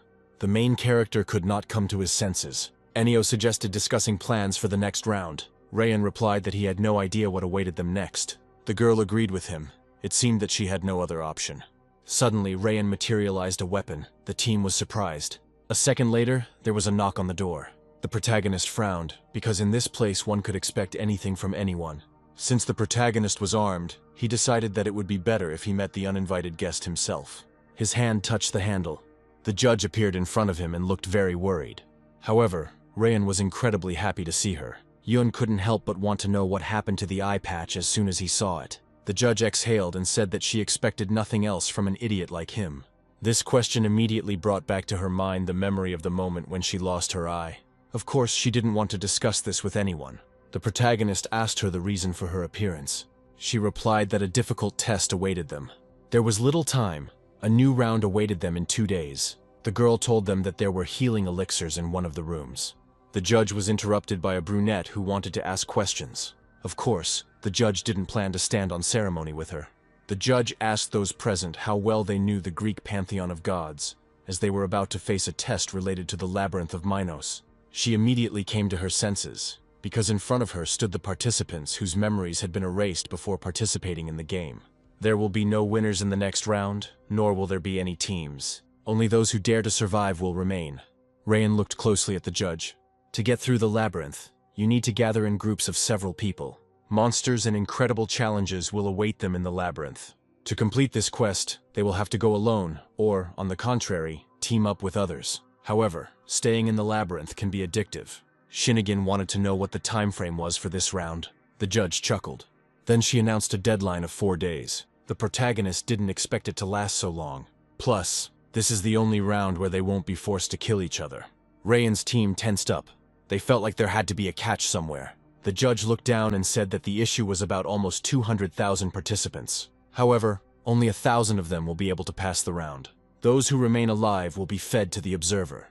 The conversation was about the Minotaur. It was this creature that guarded the labyrinth. Rayan immediately realized that he was Tauros' sponsor. The judge said this was the briefing for the 4th round. She decided to give them one memory. She needed to use force.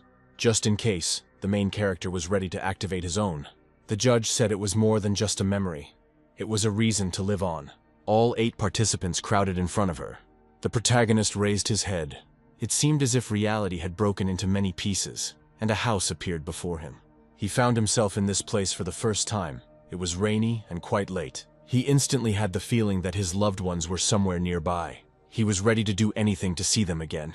Rayan looked at himself, only much younger. He couldn't believe that in front of him was his little copy. A figure appeared in front of him and took a few steps. The main character looked around and saw a figure nearby walking towards him. A girl was walking towards him. She was covered in blood. The armor she was dragging behind her finally fell. She saw a guy in front of her, but she didn't pay any attention to him.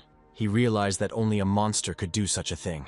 The girl walked up to the small copy of Rayan and gently placed her hand on his shoulder, trying to calm him down. The girl came closer and sat down next to him. The boy did not immediately realize that it was Ichika in front of him. More than anything in the world, he wanted to know why his parents were killed. Mom and Dad were a simple family of farmers. My brother was only 5. The main character wanted to know why they died. Ichika hugged the child tightly, but to be honest, she was scared herself. But she couldn't say anything at all. This world is too cruel and unfair. Tears also rolled down her cheeks from the realization that her life had changed. Now, they have no chance to be normal for this world. The girl asked her brother to hide in a safe place. Then she told him what to do if he didn't return in a few hours. All that remained was to find Grandma. After that, Ichika picked up the knife again. Rayan tried to stop his sister, but she had to move on. She couldn't just leave him here. Tears started flowing from the boy's eyes, and he didn't try to hold them back, because tears are a sign of humanity, not weakness. However, the sister did not utter a word. She knew that now everything had lost its meaning for both of them. There was a glimmer of hope in her that her brother would be able to understand and forgive her. Ultimately, they all faced death. It was just a matter of time. Ichika approached the adult Rayan and reminded him of why he was in this place. Then the girl turned around and left them. The guy felt uneasy. He had never experienced anything like this before. There was no one closer to him than his sister. She was always there in difficult times. And it seemed that nothing could separate them. It remains to be seen what happened up to this point. Several warriors celebrated their victory. One of them approached a young general named Taro, although from now on, it would be easier for him if he didn't call him that. A second later, a metal arrow flew into the blonde's neck. The general did not immediately realize what had happened. The warriors immediately became alarmed. Years of making memories, honing skills, building connections, relationships and friendships, all for nothing. All of this now made absolutely no sense. Ichika approached the general and asked what the value of human life was for a warrior. And is there any reason to live with the general after what he did to innocent people? The general had never seen this girl before. She introduced herself as his victim. Then she took out a knife, and she suddenly began to attack. The general ordered his soldiers to do everything to keep him alive. The girl's eyes suddenly lit up. It was similar to the abilities that the main character possessed. The girl began to move with amazing speed and dexterity. The daimyo warriors were considered skilled warriors, which allowed them to control a large part of the country's territory. Some mystical power awakened in Ichika. A second later, armed with a knife, she was already moving towards another warrior. She quickly managed to defeat several more. It remained to be hoped that she would be able to deal with the archer. However, one of the daimyo's boys shot an arrow at the girl. Her reaction was lightning fast. She managed to dodge and run in the other direction, passing the trajectory along which the arrow flew. The warrior became indignant. The arrow suddenly changed its trajectory. The man was surprised. He had never seen such tricks before. The girl had no choice but to swing the knife. A moment later, another warrior was defeated. Ichika took a few steps. The general had seen eyes like the girl's somewhere before. He only had to remember where exactly. She was very determined. However, the sound of a sword was heard behind him. There was literally a second left before the impact. Suddenly the girl lunged to the side. Little Rayan pounced on the warrior. He furiously grabbed him by the armor and began to beat him with his bare hands. The general never expected to see a child. At this time, the adult version of the main character watched what was happening. He felt guilty about what was happening. There was tension in the air as the blade pierced human flesh. The boy screamed that if it weren't for him, his parents would still be alive. He wanted them to feel the same as he did. All he cared about now was revenge. Ichika allowed her brother to deal with this bastard, although she understood that their parents could not be resurrected from their death. The general needed a couple of seconds to decide what to do with them. The warriors crowded together and looked down on this whole spectacle. The boy could not calm down and continued to injure the already dead body. Suddenly his sister grabbed his wrist. Ichika tried to explain to her brother that nothing could be done in this situation. The boy replied that he did not want to be left alone. The warrior replied that they would kill anyone. The boy looked at his sister, tears streaming down his cheeks. At that moment, more than anything in his life, he wanted them to get what they deserved for what they had done to his family. Ichika felt proud of her brother. Despite what he had done, such behavior should not have deserved encouragement. Still, she knew that her brother would disobey her request and not remain safe. She understood perfectly well that such a smart boy would easily find his way back. Suddenly, the general hit the girl and she began to lose consciousness. The boy was very scared for his sister. One of the warriors grabbed the guy, twisted his arms and pressed him hard to the floor. The boy tried to free himself and find out what was wrong with his little sister. The girl was unconscious. Rayan screamed that he would kill the general if something happened to her. The general took the cross in his hands. The boy ordered him not to touch their things, otherwise he would destroy it. However, his words had no effect on the leader. The warrior who was holding the boy down tightly replied that it would be better to kill the brat. The general wanted to use both of them for his own purposes. He wanted to ask the guy a couple of questions. The stupidest question he could ask was about faith. The boy thought that he was making fun of them. This made him even more angry. The rest of the warriors wanted to know whether it was about one god or several. Immediately, the general noticed that there was someone standing outside, and that this someone looked very much like a boy. The general immediately assumed that there were several gods or pantheons at the same time, but it was still unknown what they controlled and how they acted. The protagonist looked sternly at the enemy besides. Only a real monster could ask such suspicious questions to a child, in order to undermine faith and break a person. He immediately understood that the point was that lies and God could be one and the same. Soon they found themselves in a hut. The main character was with his little copy inside. The boy was shackled. He was scared. The last thing he wanted was to be alone. The hut looked more like a prison, and a guy stood in front of him.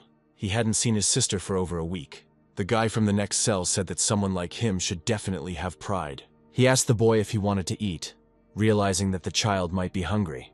Then I explained to him that if he wanted to get his lunch, he needed to stop being hysterical. The guy told him that his quiet life was over, and he would have to live in different conditions. If he wants to survive, he must be useful in this place too. In this situation, he is a prisoner who was left alive by the daimyo's warriors, only to control the prophet. The boy squatted down and said that his sister was a divine prophet. From the moment they got her, they started winning every battle. It was the warriors who benefited from using her for their own purposes. They needed her gift of foresight. The boy couldn't believe that his sister had such great power. However, he did not refuse food. The guy expressed doubts about Ichika's abilities, but he hasn't found any confirmation yet. The boy remembered that his sister always supported him. He replied that he had no one closer to Ichika. The boy explained to the child that in order to escape captivity, he would have to try hard. Otherwise, he risked remaining a hostage for the rest of his life. The boy tried to understand what changes were in store for him. Besides, he remembered very well his sister's words that things could no longer be as before. The guy extended his hand to him, and he said that he would tell him what he needed to do to prove his usefulness to these people. Otherwise, he risked remaining in prison for the rest of his life. Rayan replied that he did not understand why a stranger would help him. The guy replied that he understood him perfectly, but tears won't help in this situation. Therefore, there is no point in crying for your sister. Besides, she is alive, and that is the main thing. Besides, the guy couldn't allow the boy to be turned into a tool that the warriors would use for no reason. They shook hands, after which the guy promised that he would help him. although the boy did not understand why a stranger would help him. A couple of seconds later, the main character suddenly found himself in a completely different place. He felt uneasy, and his legs could barely support him. He sank to his knees. The judge was nearby. She wanted to know how he felt about what he remembered. The others also stood there in bewilderment and tried to come to their senses. The Viking also had something to think about. The hero could not believe that all his memories were under control. The judge explained that this was necessary so that they could focus on the next round and not the last one. She was angry that the guy was behaving quite insolently. Asura wanted to know how she controlled their memories. Shinigami intervened and asked Enyo what she thought of the creator. Rayan didn't care about God, he was much more interested in learning something about the judge. For example, where did her eye go? The judge moved abruptly and knocked the guy down. The blonde was afraid to intervene because she was scared. When Asura stood up, the judge slammed him against the wall with all her strength. The divine power within Rayan wanted to know the whole truth, and the reason why she serves the one who took away her eye. He wanted to bargain with her, in the hope that she would return his memory. Then he could take revenge not only for himself and his family. For him, this was the main goal. He wanted to offer the judge a deal in which he could avenge her too. The judge started yelling at the main character because he was acting like a conceited idiot. This time she was ready to forgive him for his insolence. Yun wanted to know what they could do together next. At least Wukong had the courage to fight for what he believed in. The judge got angry. Rayan couldn't believe that Wukong was dead. She explained that the price he paid for standing in God's way was his life. Therefore, she saw no point in wasting time on empty talk. Yun got angry at the judge. As soon as she headed towards the exit, he immediately stopped her. The hero wanted her to pay attention to him. He wanted the judge to do him one favor that would not in any way affect her devotion to her creator. Rayan said that he was very sorry about her losing her eye. The girl gave him 60 seconds to speak. The other players stood nearby but did not approach. Yun couldn't contain his curiosity. Of all those who were in this place, no one else could influence the judge, and even more so, to convince her to go over to their side. The Viking was lost in thought about who would win this game. Everyone had to think for themselves. Although, the one who brought them together and brought them into the game was still unknown to them, Yun decided that nothing was impossible, especially with a partner like Rayan. It remained to be hoped that he would use his gift of persuasion. The team recalled their first meeting. Back then, Rayan was taking no less of a risk now. It was worth thinking about what would happen if the judge took their side. The Viking immediately realized that Rayan was planning to kill the god. The girl hoped it was just a joke. The only way to get out of prison is to kill the warden. Wukong's rebellion against God was unexpected for everyone. They knew that the supreme god controls all other deities. Among them, there are those who do not want to submit to his will and unite with him. One could start by finding these gods and talking to them. Maybe they have a plan. Yun wanted to know what gods Vidar knew. The Viking replied that none of the gods would conflict with the creator, because the future cannot be hidden from him. Vidar said that this is the reason why he ended up in this game. Yun felt cheerful and began to smile, but the Viking reminded him that Asura had already managed to outwit the god once. Perhaps he will be able to do it again. Shinigami watched the others silently. He had nothing to say. Something else worried him. Namely, what happened during the last test, and Wukong's words about how he would have to kill his ally. He remembered the king's words that if Arapak died, he would help him in the further battle. And if he's lucky, he might even become its sponsor. He won't owe him anything for this. Then he thought about his proposal seriously. Shinigami remained silent then. Moreover, he is the only one who saved Iru Park in that round. He had no choice but to draw his sword, and he rushed at the girl, who was unconscious and could not fight back. Despite the king's generous offer, he simply could not kill his comrade. Something stopped him at that moment. The girl didn't even feel the threat that came from him. It seemed like she was just fast asleep. Tears rolled down Shinigami's cheeks. He let go of the sword hilt, and I realized that I couldn't kill someone for my own benefit. Then he gave himself his word that he would never betray anyone again. At that moment, the boy didn't know that the Supreme God was watching him. He had been watching him since the start of the game. Moreover, Shinigami has already stained his hands with blood. In one of the battles, he got hold of one memorabilia. This time, nothing like this was supposed to happen. He wanted to win the game on his own. While Shinigami was thinking, the judge listened to the protagonist's plan. She said she would definitely take time to think about what he said. Rayan was sure that this was her only chance to take revenge, and move on without the control of a despot who has gotten carried away playing the boss. She said she would let me know if she chose a side. Then, the main character made a promise to her, the essence of which will be that she will be able to gain freedom. Shinigami headed towards Rayan. He was eager to find out how the conversation with the judge ended. He needed to find out what the main character's plan was. Rayan thought that this was too presumptuous. He didn't want to reveal all his cards to him.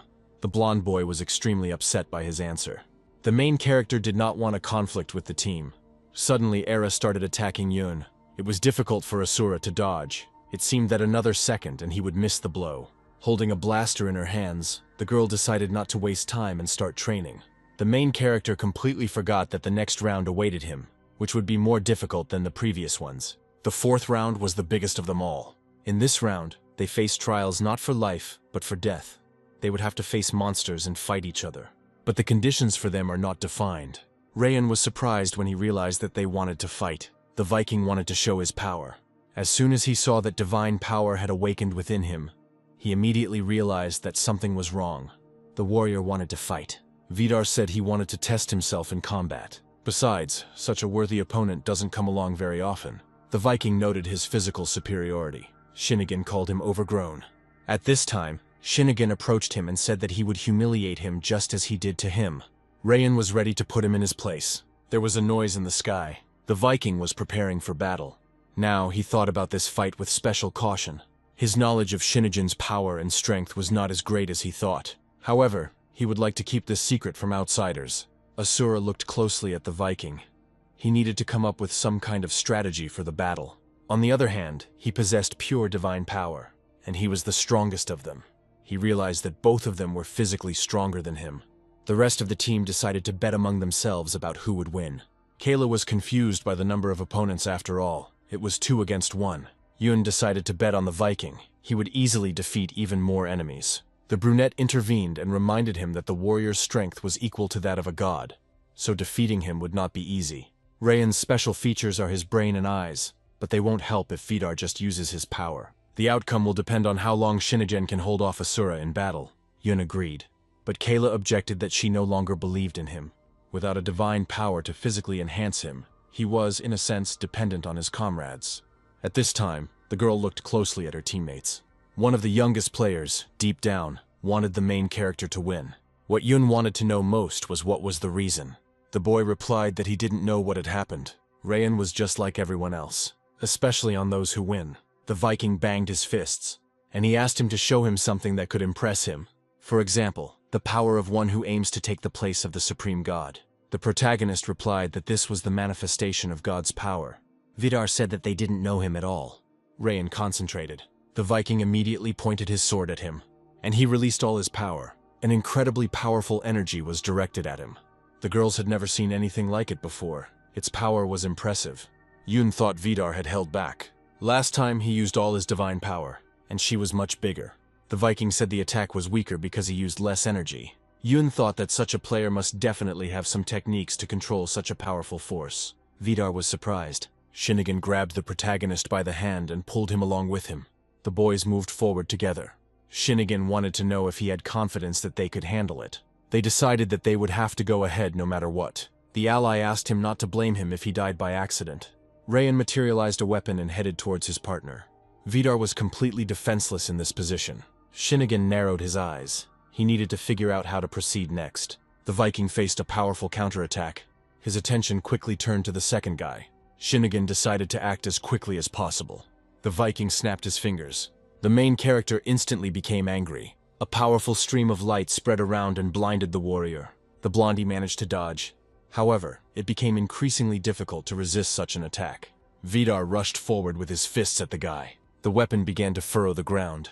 Vidar and Shinnigan clashed in battle. The blonde delivered a crushing uppercut. There was a loud noise from the impact all around. Kayla thought that Shinnigan would be able to handle such a strong opponent. The Viking tried to harness the element of air. Rayan grabbed his two-handed sword and decided that it would be more effective to attack from behind. The Viking stopped him. He wanted to know what exactly the protagonist was up to. Rayan replied that in any fight help is needed, but it would be difficult to cope with an opponent with such power. Shinnigan knelt down and said that he had no comrades who could protect him. He concentrated all his strength into his fist, hoping that he could deal with it in one blow. Vidar replied that he had expected much more. Asura understood perfectly well that he depended on other people, or rather, the game put him in such conditions that he had to depend on them. What upset him most was that he had to fight against Heighten. He felt that his strength was close to the level of a supreme god. The gift of omniscience was available only to those who were confident in the power of the Supreme Creator. There were several steps that needed to be taken to complete the God game. Asura had to learn to fight on his own. He managed to intercept the Vikings' blow. Two forces suddenly collided with each other. Yun tensed up a little. The girl with him didn't expect such a big burst of energy. The rest froze in place and could not find words. Shinigami squatted down. Vidar looked at him carefully. Suddenly, the silhouette of the King of Macaques appeared behind him. The protagonist's ally watched the fight. It seemed as if the two deities were in serious conflict. The guy was surprised that he chose such a strong opponent. However, he could not find any worthy reason to keep him alive. At that very moment, he remembered Wukong. The Monkey King, before his death, decided to pass on his power to him. Rayan replied that he recognized him as his champion and gave him the ability to wield his power. This was the last thing he did during the fight with the Supreme God. He wanted to find a reason and logic in his actions. But now, it was important for him to use his power. This is exactly how he wanted to win this game. The Viking screamed that he would never let him take the lead in this round. After all, he too is only mortal. After these words, the Viking rushed towards him with his fists. Two divine energies collided with each other. Kayla screamed the main character's name. She didn't know if he would survive such a blow. Asura had to fight to the end. Vidar decided that the barrage of fists would definitely knock him off his feet. Rayan successfully repelled this attack as well. The next moment, he decided to strike him himself. Wukong's divine power looked a little out of place, and perhaps even awkward. He felt sorry that such a strong opponent at first glance looked so pathetic. It would be easy to deal with such an opponent, although he understood that divine power does not go to just anyone. The Viking decided he had to use the hand of God. In a moment, he concentrated all his power into his fist. The main character was able to dodge successfully. Maybe he was just lucky. The next blow was not long in coming. The guy was thrown a decent distance. He couldn't block such a difficult move. His body fell down and landed a few meters from the enemy. The girl saw this and screamed that they had to stop. The Viking understood that he needed to regain his strength, no matter what. However, he didn't expect the guy to still be alive. Rayan replied that he immediately felt a god in him. This already happened in their last fight. The boy replied that the Viking had underestimated him. Vidar was angry that some boy could easily resist him. The hero replied that using half of his strength would not be very wise. Yun watched what was happening with admiration. Moreover, the Viking noticed that he had already used his divine power. Shinigami watched what was happening closely. The girl was also very surprised. Asura decided it was time to show what he had learned. Although, he wanted him to teach him how to use it. The Viking called him a scumbag, who does nothing but throw words around. He was ready to destroy it along with this planet. At this time, Yun intervened. It seems that the fight is no longer so harmless.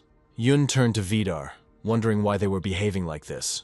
A moment later, the Viking turned to the guy and brushed him off. He gave his word that he would deal with him, no matter what the cost. The guy didn't believe him and asked again. Vidar stared at him. There was a silent question in his eyes. The main character appeared in front of him. Yun wanted to deal with the Viking himself, and as quickly as possible. The guy used a jumping kick. Asura remembered the times when he fought side by side with King Wukong himself. He remembered his behavior in battle, his speed and accuracy of strikes. A silent question arose in Rayan's head. He was wondering why he wasn't reacting to anything. The hero immediately turned to him. Yun lowered his head, puzzled. It took him a few seconds to strike again. If it weren't for Shinigami, Rayan would have been in trouble. The Viking threw a threat towards the guy that he would destroy him at any cost. Shinigami thought that the opponents were too strong, and the protagonist would not be able to cope alone. At the same time, the guy remembered the moment when he chose Asura as his partner. Rayan was then worried that he would be left alone. This time, he couldn't afford a single mistake. Asura remembered his first rounds. He had no right to make a mistake. Then he could simply lose his life. Back then, the boys were on a team and fought as one. A divine aura appeared around Shinigami. His sword glowed, and a whirlwind appeared around him. He remembered why he needed this game. His main goal was to become the winner of this game. Shinigami decided that he must definitely be the winner. At this time, Yun attacked Rayan, but his partner managed to protect him. The guy instantly activated divine power. Yun made a sarcastic joke about how he ended up alone. The blonde boy replied that it was none of his business. The Viking immediately intervened and called them idiots. More than anything, he wanted them to die. Suddenly he clapped his hands, and water poured from the sky. It started to rain. Asura and Rayan stood with their backs to each other. The other players watched patiently and did not move. Vidar saw a male figure walking towards them. It seemed like some kind of deity. The Viking spoke first. He said that if he was one of the gods, then he shouldn't even waste his time on pathetic humans. His brother, Thor in person, appeared before him. The girls were immediately confused and had questions. One of them immediately thought about why one of the ancient gods could appear, especially so suddenly. The Viking also became curious about what he was doing in this place. Thor replied that it was a courtesy call sent by his father. He learned about his battle with the Monkey King, and his son came to visit his brother. Vidar replied that he saw no point in talking to him. Thor just laughed. Besides, in this game he was nothing more than just another player. Thor voiced his desire to talk. He laughed loudly and said that every time he saw him, he was ready to destroy him. The boys stood in the rain, unable to move, each of them waiting for what would happen next. All this continued until Asura intervened. Thor replied that he should not interfere in their conversation. Asura said that he knew perfectly well who was in front of him. The hero continued that he had disrupted their training. Vidar stared at them, and then asked him to stop. Rayan wanted to know how to communicate with his family. Thor replied that the boy had too high an opinion of himself and that he should know his place. Suddenly Thor took out his hammer. He was instantly enveloped in divine energy. The Viking was surprised that the boy had provoked the god. Thor said people were lucky to be able to see him. They didn't care at all that he was a god. Asura understood that such deities were worth fearing. The guy remembered the moment associated with King Wukong. He plunged into a space where he could be alone with his consciousness. This time something new awaited him. As soon as the door swung open, he saw before him a battle between a player and a true son of God. This made me feel uneasy. It was unclear where an ordinary person could get such strength from. Asura was excited. With this fight, he wanted to warm up. At this moment, a blow thundered behind the main character. Rayan immediately understood what was happening. Thor pronounced his name clearly and smiled maliciously. The boy knew that in front of him was the one who had defeated the king of macaques. He replied that he used his eyes well. Thor replied that it was most likely because he had defeated one god. Asura instantly became angry with him. Vidar realized that Thor would not leave a trace of the boy. He shouted at him to get out of here. The deity rushed towards him, and it screamed that it was too late to stop him. Asura instantly activated his power. It was unclear what to do next. The main character understood that he was not the only one in this game. Rayan quickly repelled the attack. Yun also joined the fight. He understood that such a smug god would not be difficult to finish off. A powerful uppercut landed right on the god's jaw. Thor stood his ground, but he never expected such a weakling to have such power. Shinnigan, at this time, took out his sword and rushed to attack. The deity screamed. The blonde boy looked at him with fiery eyes. A moment later, divine fire rushed forward, sweeping away everything in its path. For a moment, Shinnigan stopped. Yun fell to his knees. He had never seen anything like it before. Then he noticed that the guy was much more resilient than he thought. It was difficult for the boys to see if Thor was still alive. Shinnigan hoped that they had destroyed Thor. The main character looked at the guy carefully. Shinnigan decided that they couldn't find anyone stronger. Besides, he was a representative of the Osiris clan. However, it turned out that Thor survived. They never expected him to stay alive. The son of God immediately rushed forward. Yun shouted that they needed to prepare for a fight, as he was seriously angry. The main character cursed. At this time, the players who stood behind him finally became active and worried. The girl decisively replied that it was a matter of trust. Therefore, there was still hope that they would be able to get everything sorted out. Rayan decided that if he used this, he could stop him. The protagonist remembered what King Wukong had done. At this time, Vidar decided that he could not cope without divine help. The main character looked at the Viking. He was determined. The warrior was dissatisfied with the main character. It immediately seemed to him that interfering in the midst of a fight was too much. The man gritted his teeth. He had no use for weaklings like them. Wotan also said that he did not need help. He didn't need anyone else. It was a battle of brothers. After these words, he ordered them to get out of his way. First of all, he was ready to be the one who would kill Thor. Thor said that it was unforgivable to talk to his older brother like that. The Viking ordered him to be silent. Then he lunged forward. A hammer fell to the ground. Thor was pleased that he had regained control of the weapon. A second later, he screamed for him to finally die. Vidar tried to repel the attack with all his might. The light wave began to spread and destroy everything around. The main character managed to dodge. Asura tensed. The only way out in this situation is to intervene. Rayan said that if they got rid of everyone, it would become much easier. The Viking got angry. Suddenly a girl intervened. The protagonist looked closely at what was happening ahead. A fight broke out in front of him, and he was surprised that Aya's strength was so great. This time she decided she had had enough. At this time, Thor announced the purpose of his visit. It turned out that he wanted to convey important information to the Viking. Besides, the fact that he screwed up was extremely hard to forget. The deity announced that he would have to say goodbye to life. It was hard to find him in the labyrinth. The girl noted that she no longer wanted to fight further. The Viking thought that this was not accepted in their clan. The warrior rushed towards him. Most likely he would have succeeded in defeating him. A moment later, a fist moved towards him, and the guy only had time to curse. As soon as it became light, the warrior wondered who the girl was, who had fought so bravely the previous night. Most likely there had to be someone who could stop these two gods.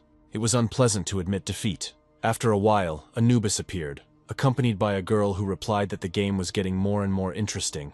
The god of death wanted to know how his brother was doing.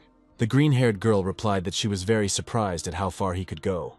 The bearded man covered his face with his injured hand, and replied that the boy still had friends. Anubis assumed that someone had helped him. Moreover, everyone who participated in the fourth round was strictly volunteer. There was only one small thing left to do. They agreed that the Vikings should have crossed paths with them at least once in the labyrinth. The only desire they had left was to simply finish him off once and for all. A decent plan had to be come up with, alone in the company of one of his faithful ravens. The wind seemed to whisper words that whoever wants to find him will certainly be able to find him in the labyrinth. Kayla wondered who they would have to fight in the next round and what would happen next. While the main character was engrossed in conversation with the girl, and Yoon was devouring dinner, Kayla wanted at least someone to hear her and pay attention to her words. Shinnigan joined Viking. He will most likely be hunted in the next round, just like he was in this one. Vidar replied that he would try to stay away from them. The blonde guy praised the Viking's desire to go into the labyrinth, but his arrogance was probably what should have gotten him killed. Death's ward sat peacefully on the couch and wanted to know what would have happened if she had not protected the others. The Viking shouted that no one should have interfered. For a moment, there was silence in the room. Asura looked up. It took him a few seconds to understand what was happening. It was pretty obvious that everyone would have their own goal. One of the youngest players said they were clearly hiding something. He hoped that Vidar's story would not end there. First of all, because the Supreme God himself is interested in this game. The brunette was surprised, as she thought that her ability was to recover on her own. But it turned out that now even they do not understand the essence of divine power. Most likely the girl herself was able to stop Vidar and Thor. Besides, it was also about Shinnigan. The guy was curious as to why Thor didn't recognize him. The blonde boy's eyes widened. Asura and the girl looked at him intently. Shinnigan recognized Wukong when they first met him, and the meeting didn't bode well. The Viking just snorted.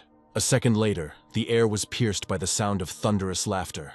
Kayla and Yun were surprised. They didn't understand what was funny. It's no wonder he had a mask. He was probably hiding everything behind it. More than anything, Vidar didn't want their secrets to be revealed.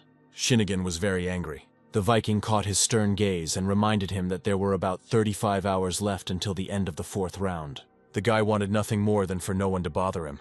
The Viking said that now he could tell them himself. Shinnigan replied that he didn't care. Now the Viking knew that they now knew everything. Rayan understood that before teaming up with someone, he needed to tell about himself. The blonde guy decided that all this would be pointless in the end. The guy turned to them and said that most likely they were facing inevitable death. A day and a half passed after Shinnigan left. During this time, they were able to focus on training. Shinnigan decided that it would be better to prepare for training alone. Vidar did not reveal his secrets. All they could do was imagine it. Only Knight saved the guys from the fourth round. The youngest player thought they were very lucky. It seemed like they only had a few hours left together. I wondered why they would need to say anything in that case. Yun smiled and said he didn't need any explanation. He believed that now was the best time for a round. The girl decided that this was the last day they would spend time together. Besides, Rayan was just thinking about this game. This time, the fight for life was at stake. Even just spending the last few days together could solve something. Asura felt himself worrying about them. He looked down, needing a few seconds to think. The girl looked at him intently. She understood that they did not have much time. The Viking decided to remain silent. Then he said that tomorrow they would need someone who could help them. Rayan replied that it could have something to do with him. The Viking understood that this could all be because of the guy. It turned out they just needed someone to stand up for them. Besides, it's just a return of a debt. Vidar understood that the gods only wanted his death. The problem was that there were too many gods, and they were all inevitably united into pantheons. The most dangerous thing was that many of them, for some reason, were hampered by the existence of the main character.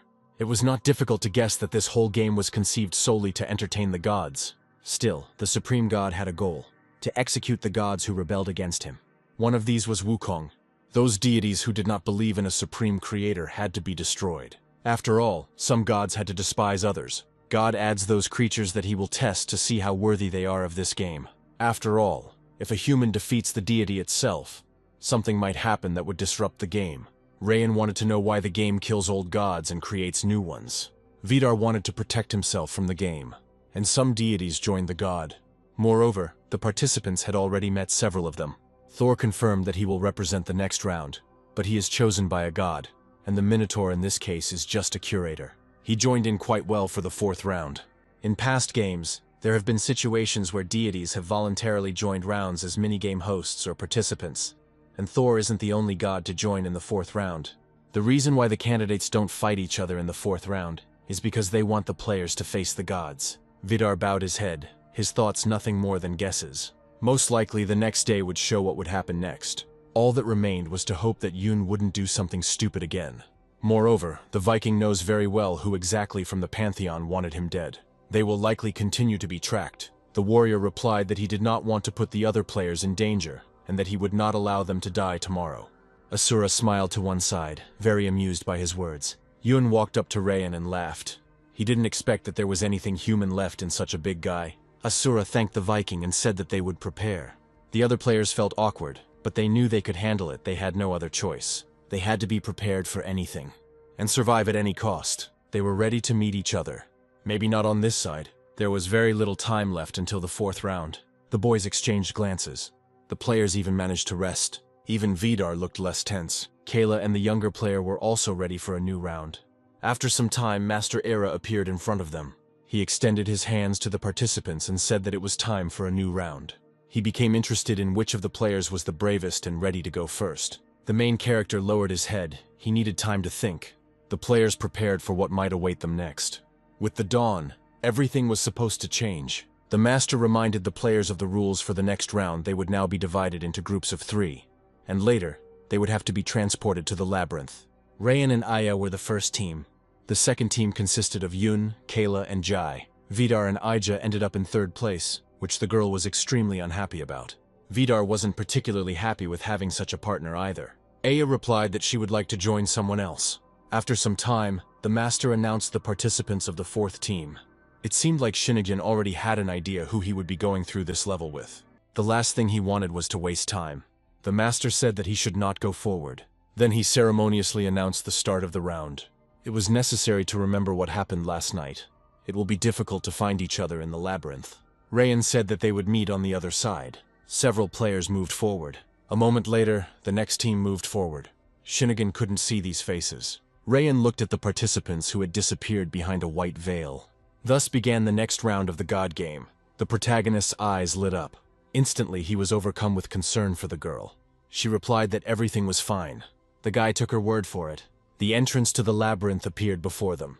It seemed to them that the world they knew would never be the same, and this place did not look very friendly. Aya replied that they had 4 days to find a way out. She turned to Asura and asked him if they could make it through this round to the end and stay alive. Rayan also hoped that he would manage to remain safe and sound. They had to continue fighting for their lives. However, the protagonist saw another way. He needed a little time to think. Immediately, he activated divine power. It was the gift of omniscience that could help him make the right choice. He was surprised. Several doors appeared before him, but his consciousness focused on only one. Rayan didn't know what awaited him next. If they follow the same path, there is a chance of running into trouble. Although this was the easiest and fastest way, still, something made him wary. It seemed to him that there was someone ahead. He felt danger with all his gut. Ahead, he saw a male figure. The silhouette was exactly like Shinigin's. But before them appeared the Olympian god, Hermes, in person. Aya wanted to know what exactly the deity wanted to do. Asura replied that Enyo had explained the rules of this round. However, the longer they are in the labyrinth, the more monsters they will encounter. After all, the goal of this round is to find the exit as quickly as possible. If they choose the easiest path, there is a chance that they will encounter the supreme god. Then, it is quite possible that they will take the longest path, which is on the other side of the exit. Omniscience can't see into such a distant future. Rayan didn't know what was behind the trap. The girl replied that it would be better for them to choose a path that they could walk together. Moreover, she perfectly recognized the face of the one in front of her. Rayan replied that he wanted to fight the most important god. The guy smiled slightly. He was ready to destroy anyone. The guy took a few steps. Hermes was still sitting in place. He was carefully studying the guys who were standing right in front of him. After a while, he thought that he should say hello. The guy replied that he could start the game, then introduced himself. He explained that he was a divine messenger from Olympus. The guy and the girl introduced themselves in response. Hermes saw the fight in the third round. He had to admit that he was the most interesting of them all. What he wanted to know most was what they were doing in this very place. Then the guy asked where they were rushing to. The fourth round took place in a huge labyrinth, which could take a very long time to navigate. The deity then replied that they had added mini-games to make the task easier. They needed to win this game and learn about the shortcut that would guarantee them the exit. If they lose, death awaits them. This time, one of the games was supposed to be tag.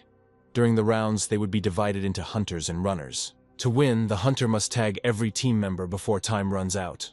If you lose, the roles may reverse, and the runners may become the hunters. The game continues until a winner emerges. To mark someone, he simply needs to hit the mark on the target's back or chest. Hermes was interested in whether he had any questions. Did this mean that in order to win, he needed to mark Rayan?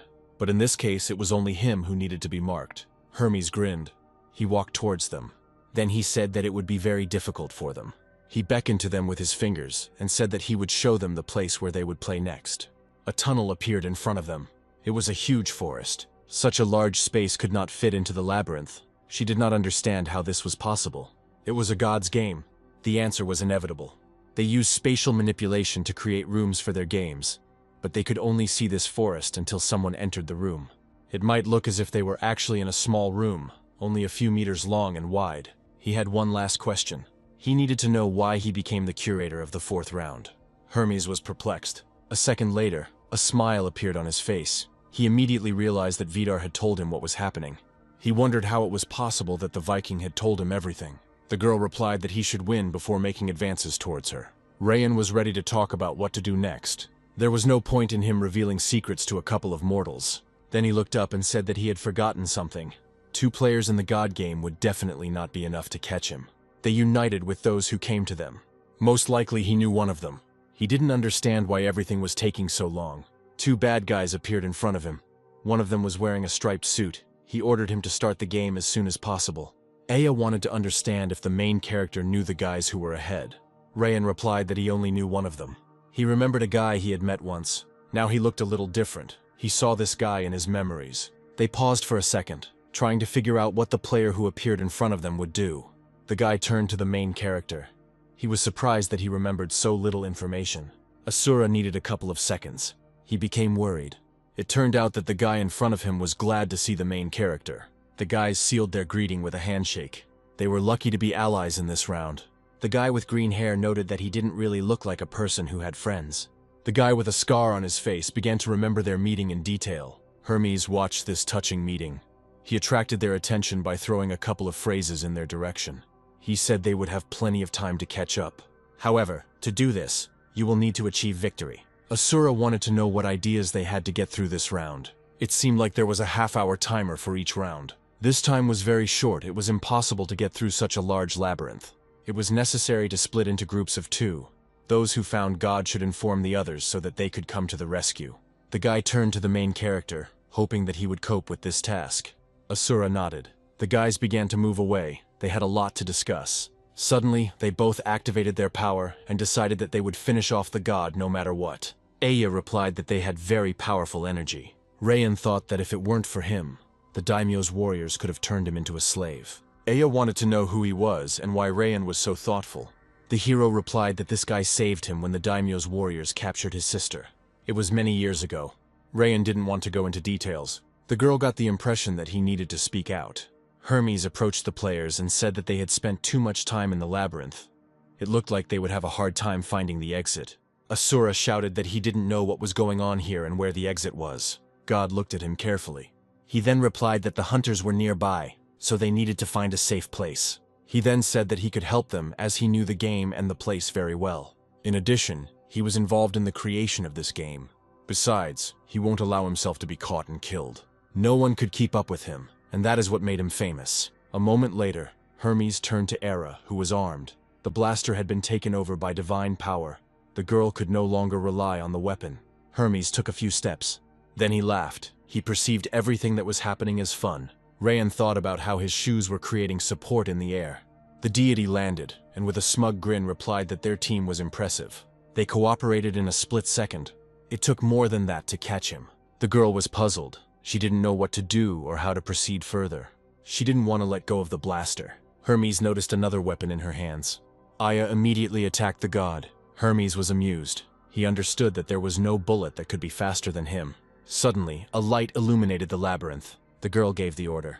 God dodged the bullet with lightning speed, and he landed softly on a tree, admiring the accuracy of his opponent's aim. A moment later, she fired several blasts of light, and the bullets began to fly towards Hermes. The main character stood nearby and watched what was happening. Hermes was curious about how she was able to control the direction of the bullets with the help of weapons, and increase their speed. The bullets were part of the girl's energy, so it was not difficult for her to control the charges. The deity dodged the attack again. His hands caught on a tree.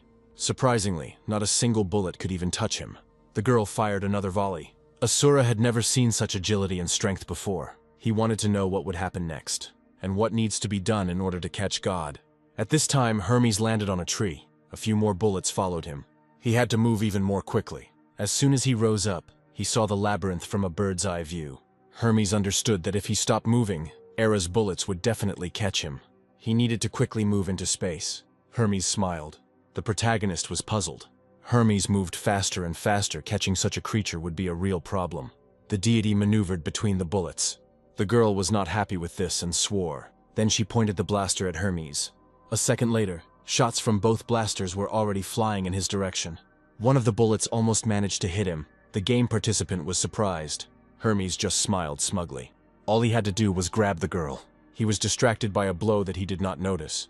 This was the main character. He could not allow his ally to be captured. Rayan got angry. Hermes felt blood begin to run down his cheek.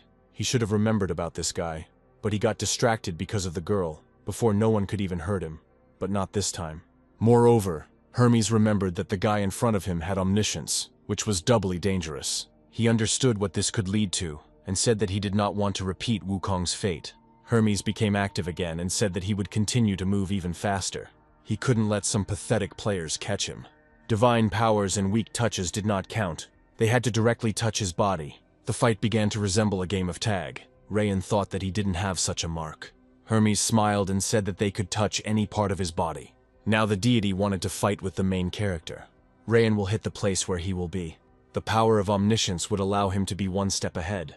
That's why he doesn't lag behind. It was foolish to think that a mortal could leave a god behind. All this would look very stupid. Hermes was always the fastest. Now he needed to defeat not just a mortal, but a player with abilities. Rayan replied that even the future of God is predetermined. Hermes noticed that something had changed around him. Rayan turned around. From birth he was one of the best Olympians. Asura immediately realized that he was the best in both body and spirit. The protagonist tried to capture the deity. It didn't matter how far into the future he could see, if his body and mind are not fast enough. At that moment, an explosion thundered. The main character was thrown far back.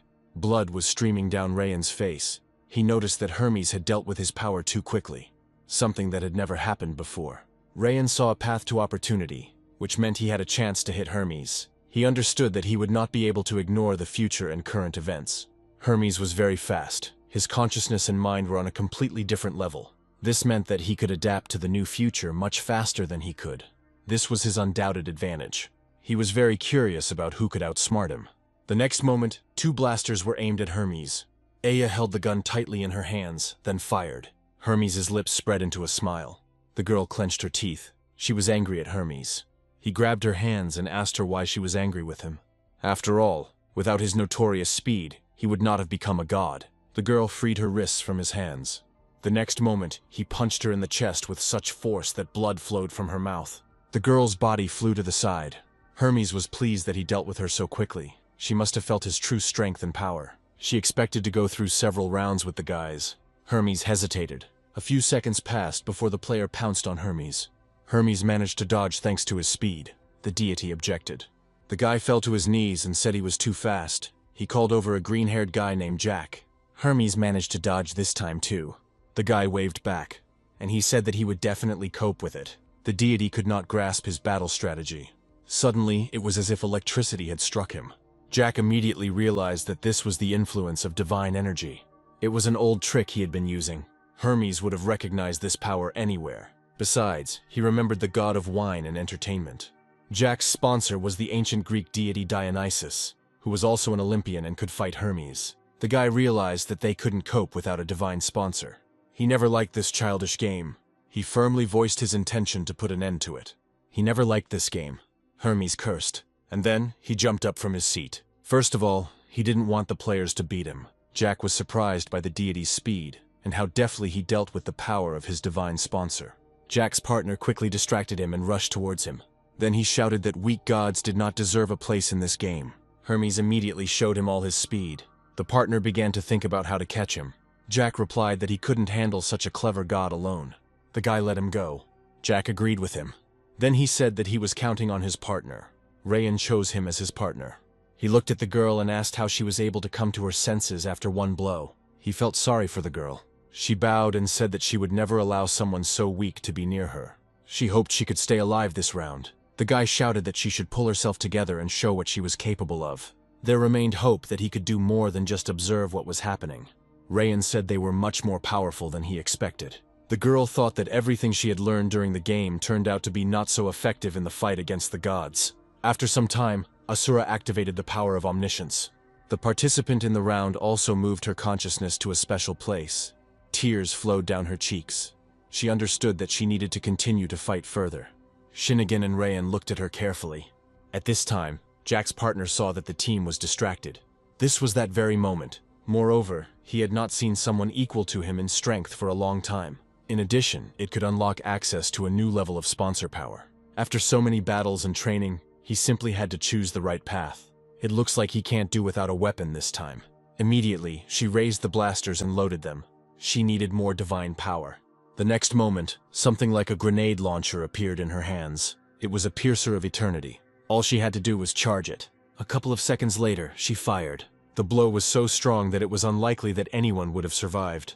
Aya took aim again, and she fired. She felt omnipotent. Hermes tensed, and he started running. He was pleased that he had dodged the girl's new weapon, the only one who could even slightly fight him in speed. Hermes noticed that she had become stronger. The enemy did not give up. She took aim again, trying to hit the deity. The deity landed on the earth. His body did a somersault in space. Then a somersault. Finally, his perfect body jumped over another tree, and he threw himself down to the ground, dodging the girl's bullets. Hermes was worried that he was unable to escape pursuit. The Olympian once again overcame the same trajectory. Suddenly, Jack appeared in front of him. Hermes did not immediately understand who was standing in front of him. Jack pressed the button and a mad laugh echoed through the space. Hermes was able to dodge this time too. It looks like the bombs were hard to see. Jack's partner was pleased that he had caught the enemy off guard. The girl slid down and found herself unconscious. Hermes lost his balance and fell towards the ground. It looks like he got caught in a trap when he got distracted by the girl. Rayan was pleased that he managed to catch him.